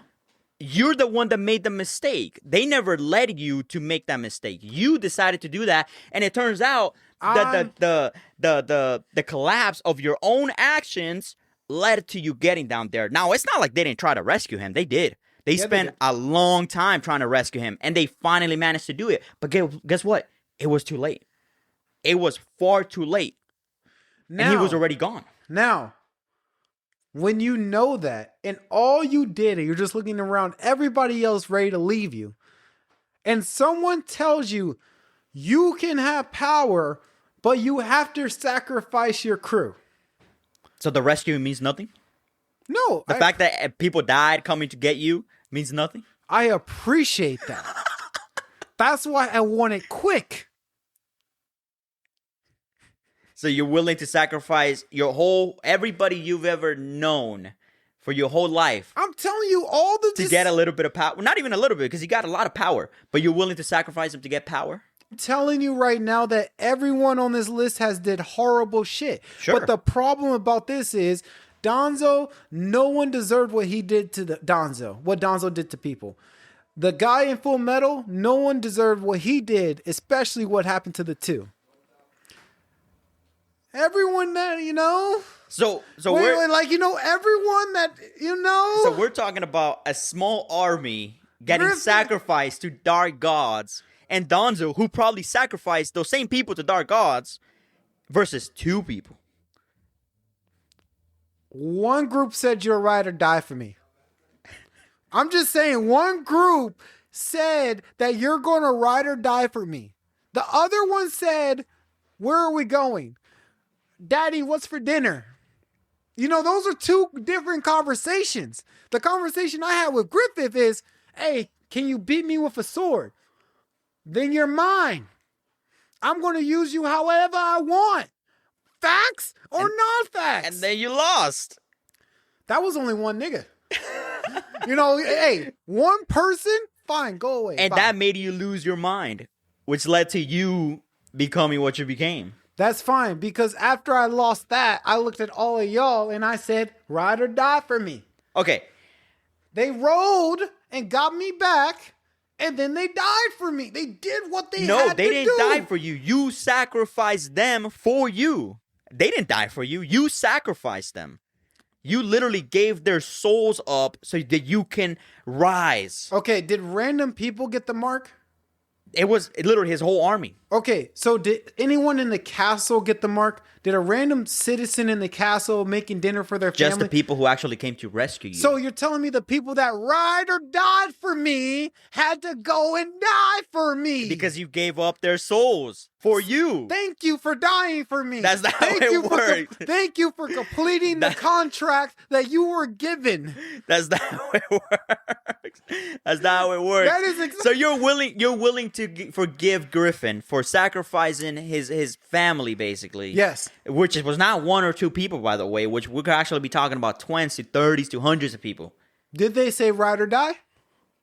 He raised them. Did they say ride or die? They were orphans and he brought them together. He gave them a reason to live. Okay. Ride or die. Ride or die. Okay.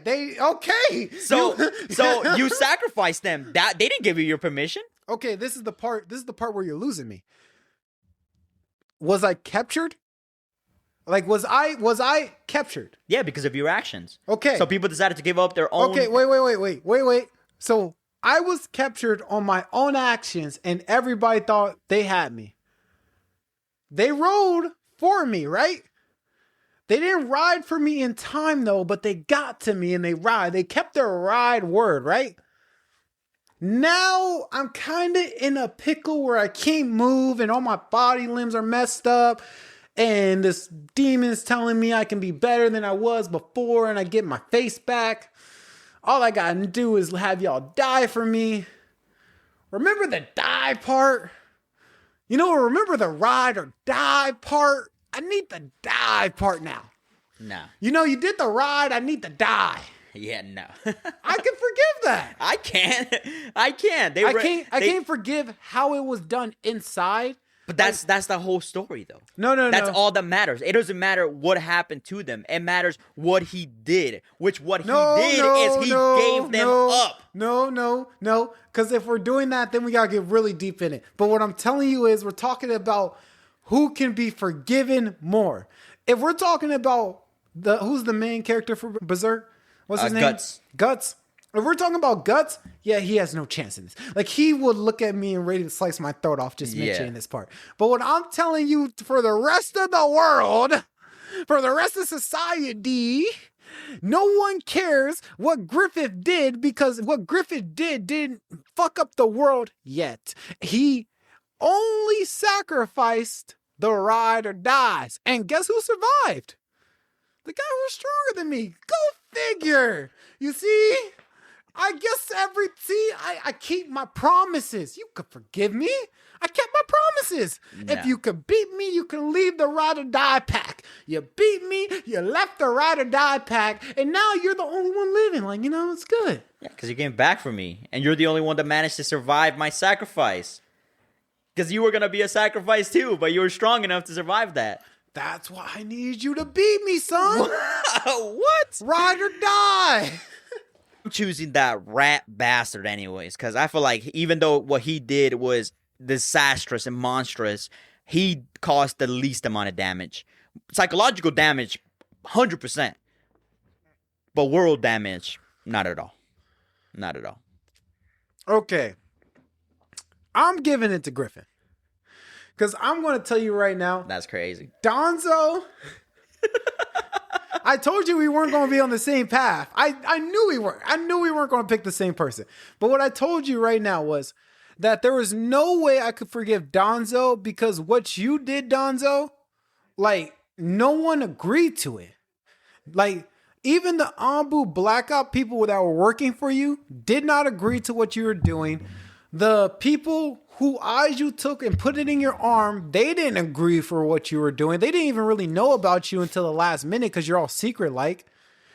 Sai had no clue until he turned into a teenager. So, like, half the stuff you did to people is pretty much not, like, truly just unforgivable. And then you try to go after the Hokage. Like, there's just multiple things in your charges where you're not forgivable, because you're just ruining random people's life that had nothing to do with you. The dad, you can be forgiven because of multiple things. Because if I'm in a room with you, I'm still ready to slap the shit out of you. Everybody dying if we're in a room with them. Like, we might die, but you know what I mean? You get the context. I'm just saying, like, you will never be forgiven in my eyes as long as I live. I don't care how long it goes. You and me will forever be up. You're a terrible human being. Griffin, you're the only person I can agree with. What? Griffin Bro, literally sacrificed the people that came to save him. If they never showed up, if they never loved them, they would have never showed up. If they never loved them, they wouldn't have died in order to rescue him from that pit. If they never loved them, they wouldn't have been able to throw away their lives for him to live on. And guess what that rat did? He said, I want power. I want beauty. I want to be a god. So I'm going to sacrifice all you guys to endless infinity of hell. And that's what he did. No, that cannot be forgiven ever. Thank you for riding and dying for me. Like, let's put it to the point, to the matter of where it is. Y'all really hold it on that pack. I really thought when riding and dying meant, I thought we both ride together and we die together. No, I didn't know that it meant you come and pick me up whenever I'm in trouble, and then you die for me. This is sick. That's what having a family means. And that's why you never sacrifice your family. So that's why you could forgive him. Hey, listen, I can forgive 2 people. I cannot forgive a whole army. Bro, it's not forgiving 2 people. It's forgiving the people that didn't get hurt. And one of them only hurt the least amount of people. Is Griffin now saving more people, though? Is more people's life better now because of him? Yeah, but also that guy, he basically got thrown into a dungeon and you never see him again. But to be And his story has less impact on the overall story than Griffin does. I'm going to just put it this way. Like, think about it. Griffin helped people. Everyone said ride or die. Everyone who got to the ride or die pack got hit. Y'all couldn't beat me, so y'all died. And the person that did beat me lived. I kept my word. Fuck y'all niggas. He only lived because he wasn't willing to die. Did I not keep my word, though? No, you just had to beat me. What? That's it. Beat me and the ride or die pack is over. Yeah, no. Slash the sword. The rider pack is no more. Dash the cash. You're gone in the grass. But all the other guys, they couldn't get out the die pack. I'm only forgiving one person, and that's it. All of them can rest. Whatever. In hell. I'm keeping to Griffith. Out of all three of y'all, you definitely get the forgiven. That's crazy. I would expect a Donzo, but not Griffin. Damn. Donzo actually had a reason for the madness. Griffin was just crazy. Not for how the whole scene went down. Like, if we're talking about the scene, like the actual scene. I'm talking about everything. No. We're not talking about the scene. I'm talking about body count and numbers and what happened. Even better. One person only had 2. 3 if you count the dog. Okay. Everybody else had tens, hundreds. Donzo probably had thousands. The rat bastard killed everybody. But one of them did the least amount of damage, and one of them had the least amount of impact in the story. But it's all about... You can feel Donzo's impact throughout the whole story of Naruto. You can feel Griffin's story. The Griffin story is the whole of Berserk. Okay, let me put it this way. When Itachi was crying, did his parents know that it was Donzo doing this? They knew something was going on. The dad knew right away because he said it. When Sasuke was crying, did he know Donzo was doing it? Probably no. So what I'm saying is a lot of people didn't go for the ride or die pact and got hit with this shit. Died. What? Got real. Like, a lot of people died. A lot of people died for not even knowing who killed them. Who was their slayer. Let me tell you something, son. Griffin told you straight the fuck up right when you met him. If you were fighting him in a war, yes. If you were his family, you didn't know. You didn't know you were going to get sacrificed. You knew you might have died because you were fighting a war. Okay. People die in wars. This is going to be the last thing because I feel like we've been going back and forth with this, but I feel like it's because you're really shocked that I picked Griffith and you weren't prepared for that. I was thinking Donzo. I'm not going to lie. Yeah. You weren't prepared for that, and now you're just like, you don't know what to say. I got you, but I just think it's so... It doesn't make sense. It doesn't make sense. Let me try to hit you with some sense right here, right now. Donzo is a horrible person, but could be forgiven in the right ways, right? Evil for good. For good, right? But the bad you did in the ways you did it was not the ways that was necessary for you to be good enough to be forgiven. Like, put it this way. You were trying to kill everybody who wouldn't help you. Even if they didn't know that they were supposed to help you to live, they died. Any threat. That's what I'm telling you. He was like more of like, even if I wanted to forgive you, like think of the third Hokage. Even if who was a wuss, by the way. Even if we did forgive you for trying to kill someone, a week later, you're going to kill someone. Now, keep it here. Griffin, keep it with me now. I know it hurts, but keep it with me. Even though you did that horrible shit, when you were in peak perfect condition and all you wanted to do was be king, you helped everybody you came across. You were a helper for hire. You helped end the wars, and you were doing the greatness of what anybody can do, and the strongest could not believe you existed. And the one time you fuck up. No, hold up. You cannot call that a fuck up. Hold up. That is not a fuck up. That is tremendously bigger than that, all right? Hold up. I'm not talking about that yet. I'm talking about the one time you mess up. And now you have to go into this dungeon and get messed up and get brutally maimed and all this bullshit. You're not even recognizable no more. You don't even have a tongue. You're a shell. You're a shell of your former self. I literally look like a shell. You get rescued. Okay, cool. Y'all did the writing for me. Thank you for the writing. Then all of a sudden, it's like, I don't know how to say it. Like, you know that you can no longer be king. You know that you can no longer rule or fight how you used to fight. You have to cope with that. That is a understandable moment that you have to come to terms with.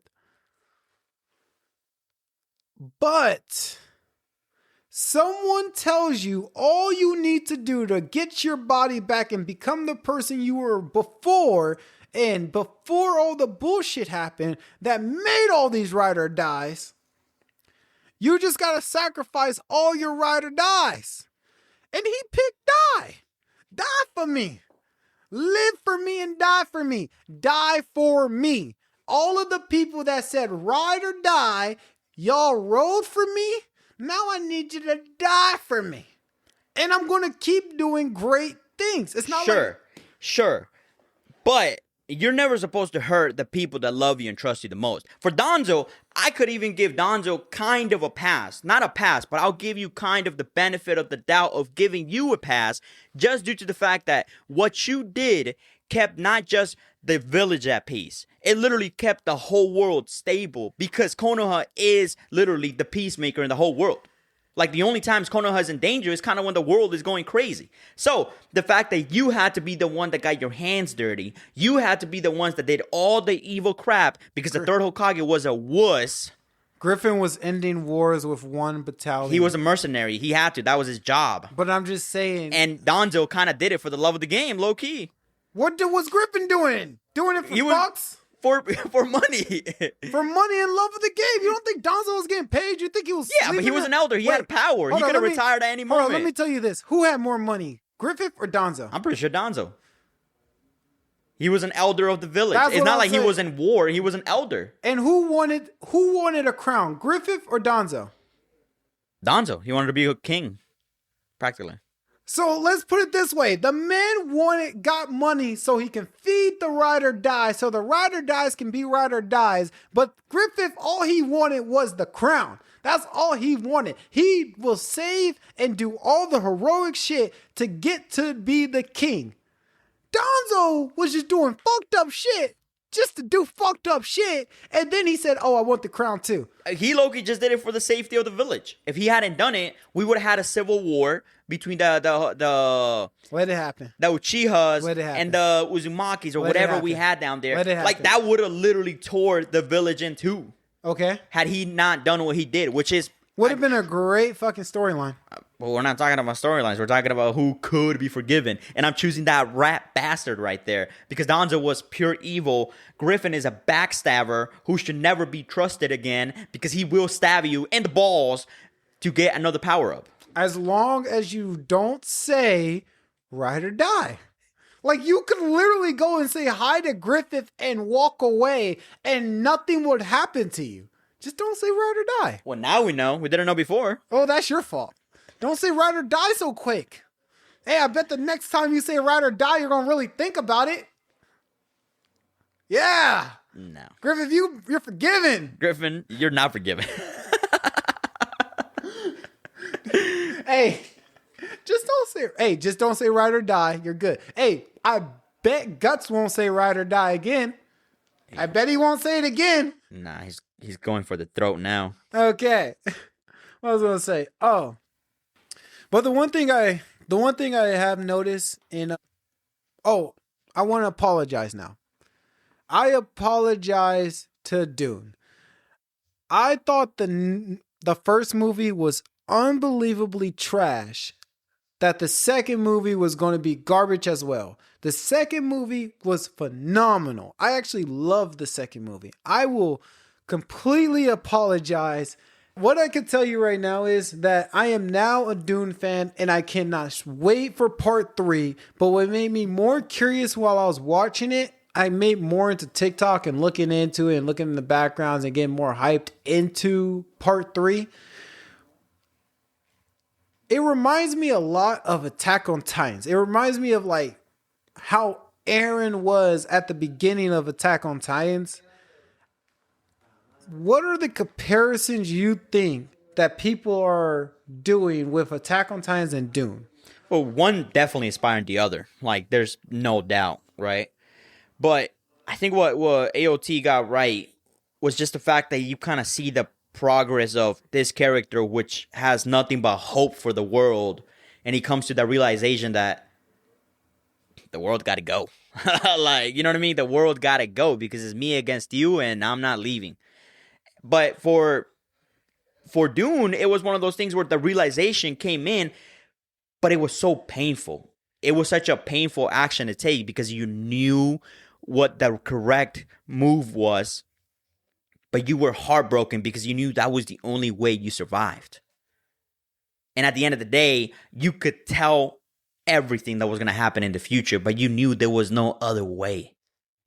And you knew that if you didn't do it, it could mean the ending of everything. So I feel like the fact that you gave us two characters which start off hopeful and they eventually come to realize that if they don't take a dramatic action, they or the people they love would disappear, basically.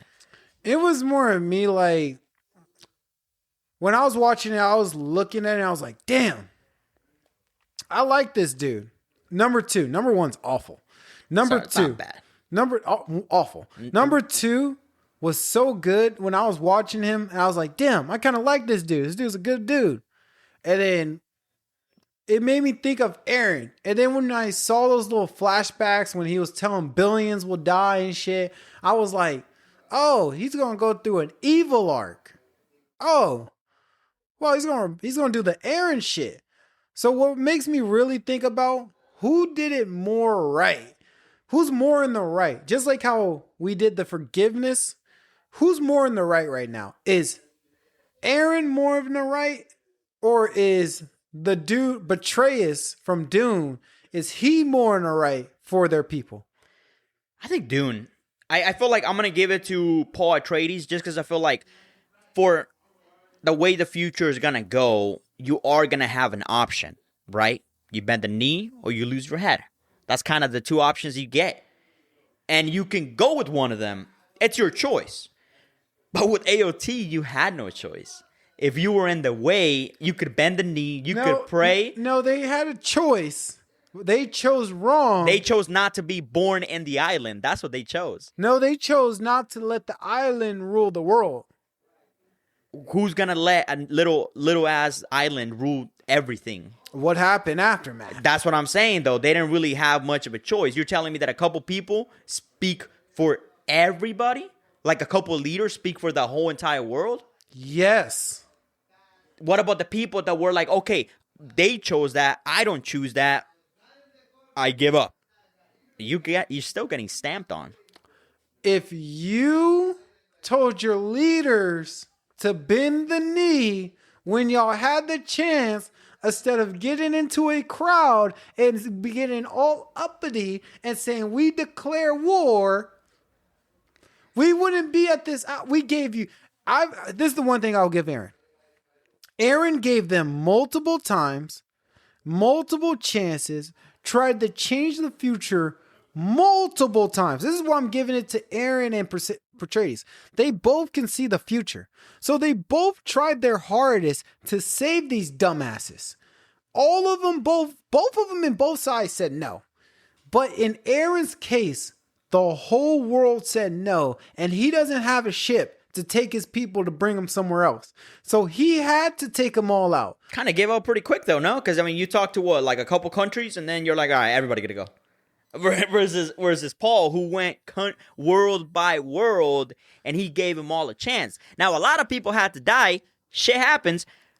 but the galaxy was It's saved. just like if you're talking to America and China and Russia in one room. It's just like, you don't need to bring the rest of them. Yeah, no, I mean, fair enough, but it's kind of like, it's but the like same everybody's shit. got a voice though, right? Everybody's got a voice. For AOT, 3 people got a chance. They didn't bow. All right, cool.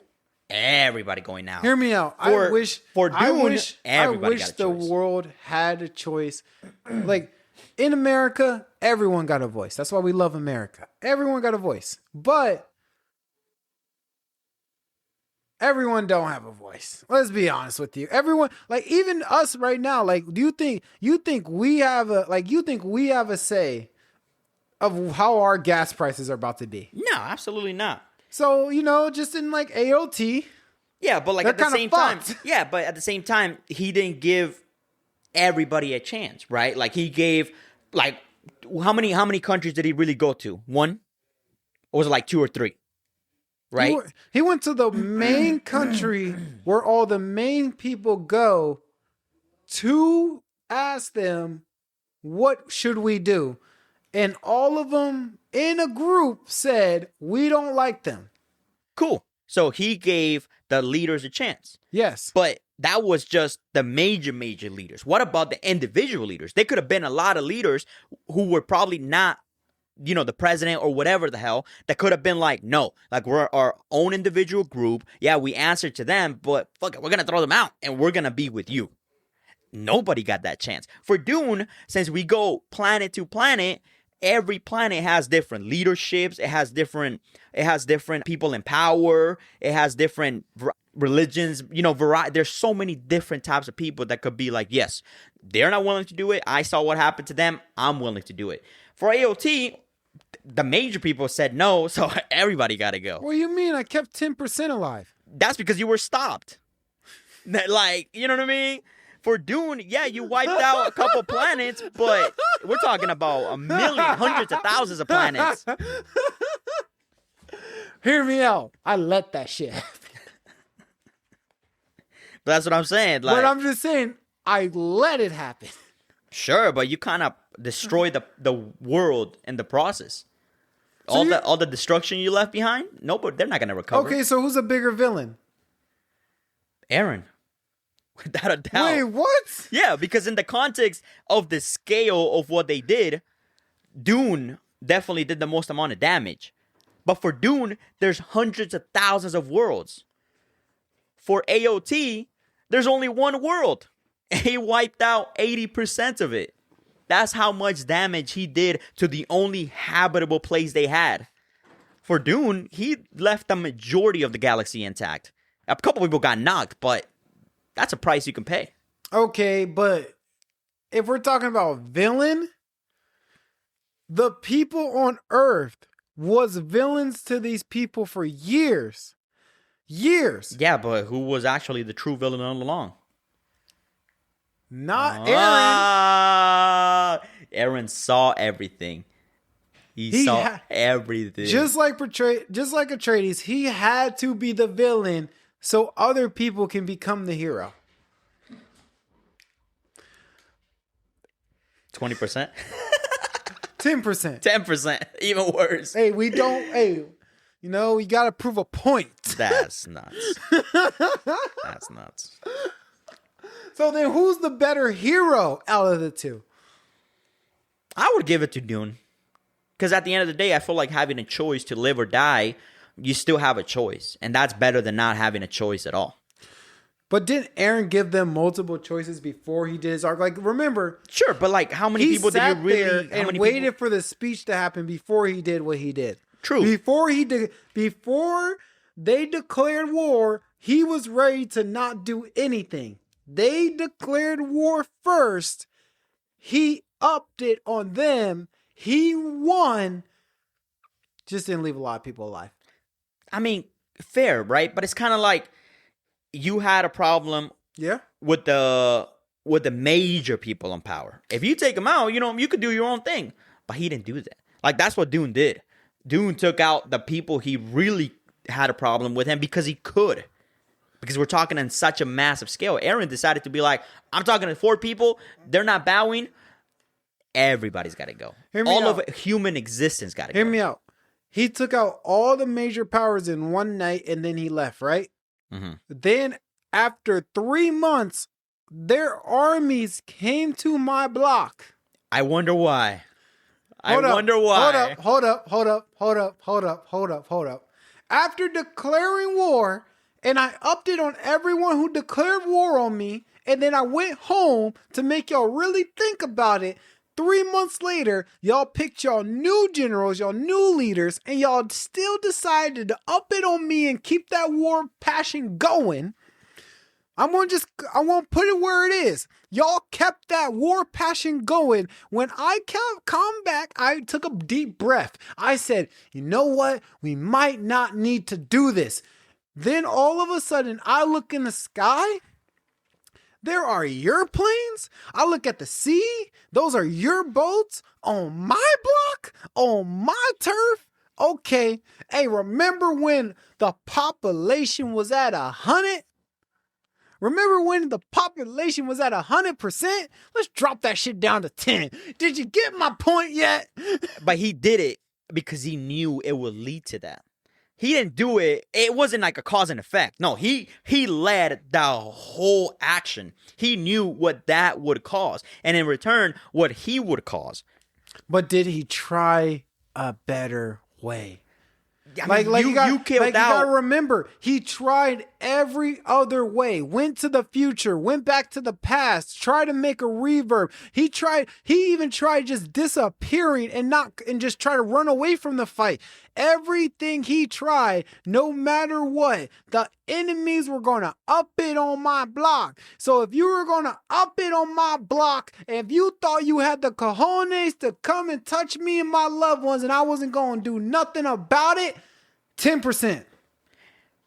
I mean, he saw it all, though. Like, he saw every single action he could take.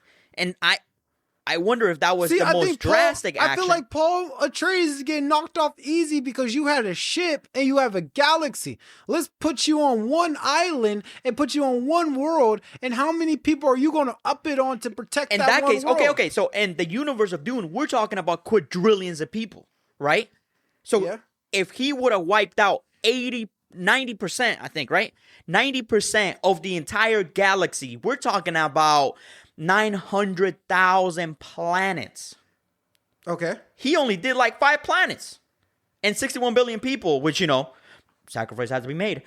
But he did it because he knew that if he made those people an example, he would go the least bloody possible way. For Eren, he's kind of like, I can leave 50% of humanity alive, but he knew more problems would come anyways. So he's just like, okay, the most drastic take I can make is to wipe out 90% of everybody. He knew that was the only action for him. He only did it in the one planet. Hear me out. You were at 100% before I came to your island. You declared war. I turned that 100% into 99.8%. I went home. You came back and said, I want war. Then I turned your 99.8% to 75%. You shot my fucking head off. Then I turned that 75% into 10. And you still had the gall to call me a villain? You did it to yourself. He saw everything they were going to do. Both of them did. But Eren actually saw it, and he could change everything, but he knew that was the only way to go at it. He knew that was the way that he could basically destroy the will of humanity. For Dune, it wasn't really about destroying the will to live. It was more about putting them under one umbrella so that they could survive. For Attack on Titan, he wanted to wipe out everybody, but he's like, nah, let me leave a little bit of peace so my people can control them in the future. That's what he was thinking. Okay, hear me out. Real quick question, and we're going to go back to what I was going to say. Did everyone who ride or die for me live? Oh my God, bro. Basically. It's me or you. So you're telling me everyone who did the ride or die pledge lived, and who didn't died? Yeah. Aaron was in the right. Everyone else was in the wrong. I mean, that same thing could be said about Dune. No, because everyone he didn't want it. That's the best. See, this is the craziest part. He could have never went south and then never, like, none of this would have happened. He would have just had he would have had a child in the, he would have had a child in the north and he would have died there and then it would have just been a regular show, like a regular life. He knew that. That's why he never wanted to go south.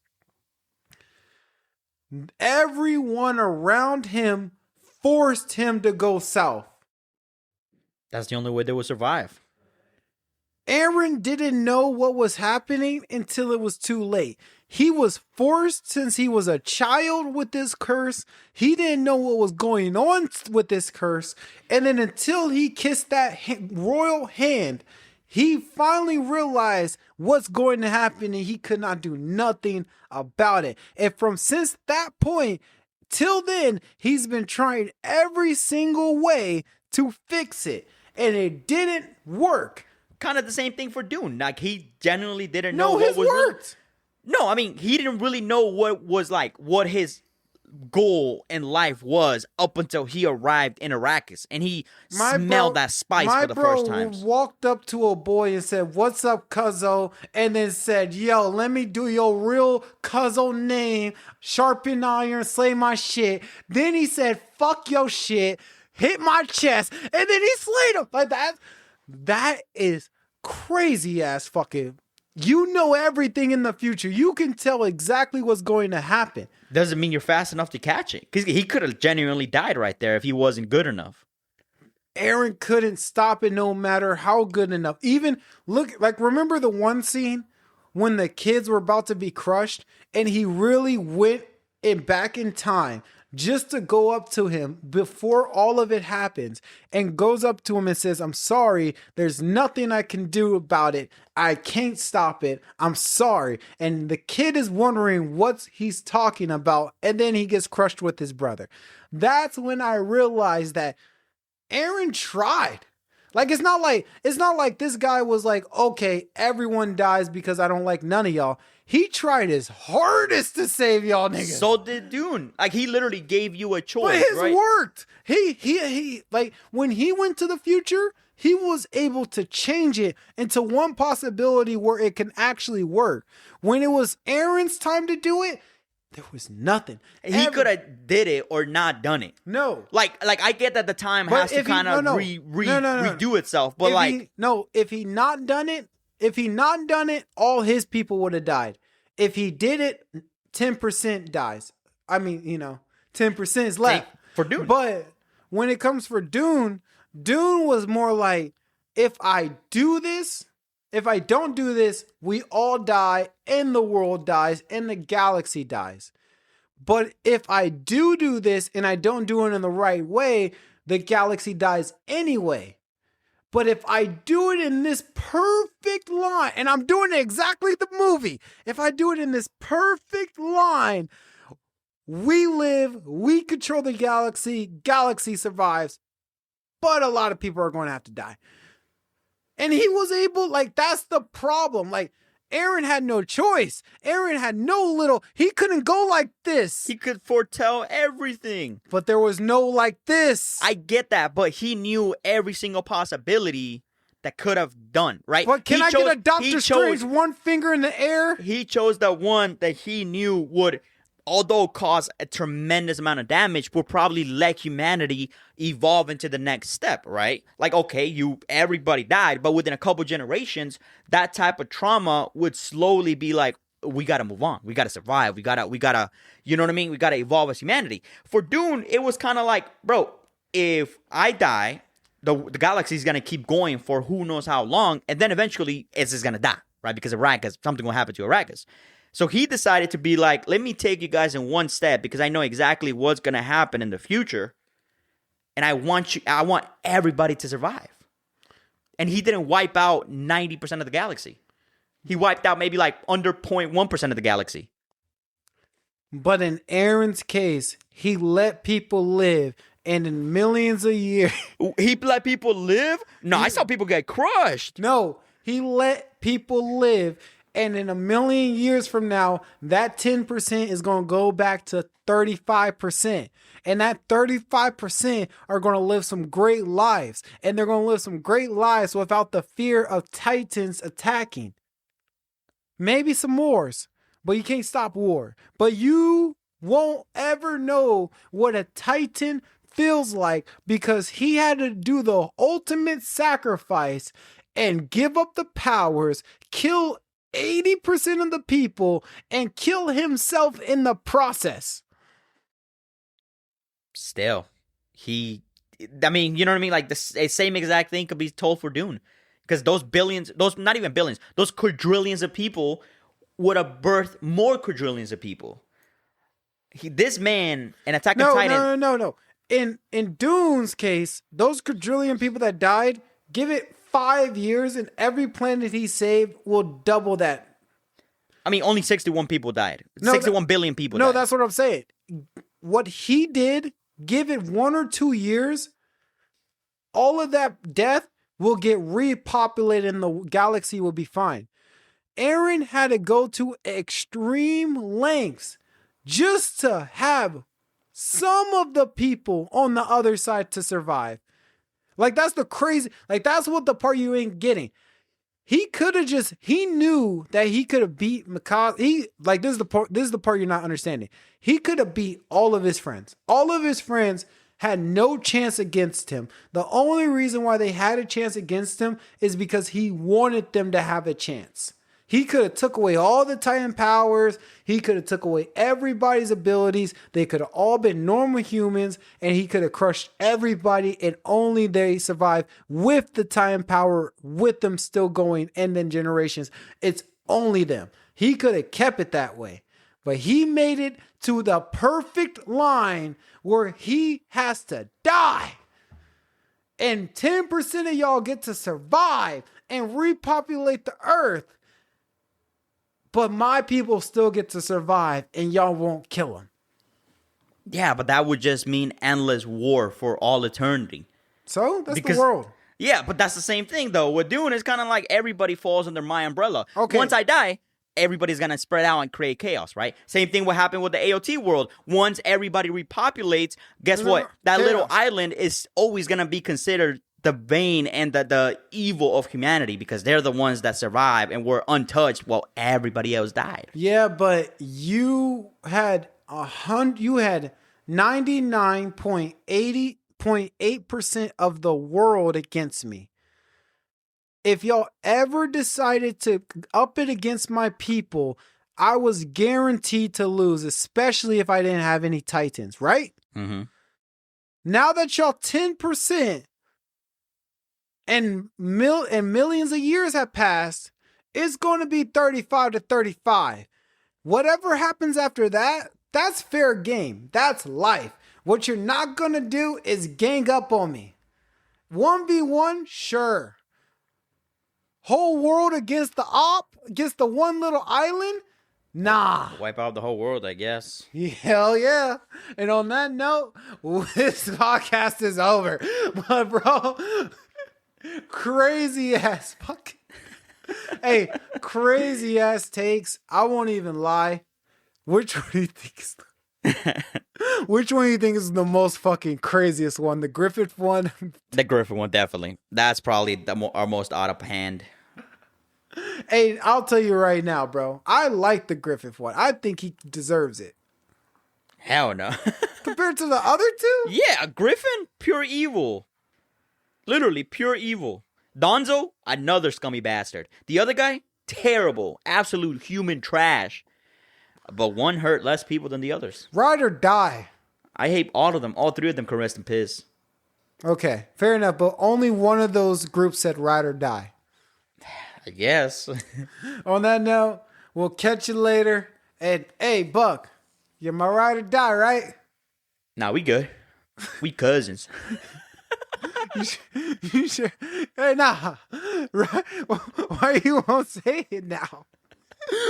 Wait, what's wrong? Because I know you're willing to sacrifice me for great power. No, I'm not. That was a discussion.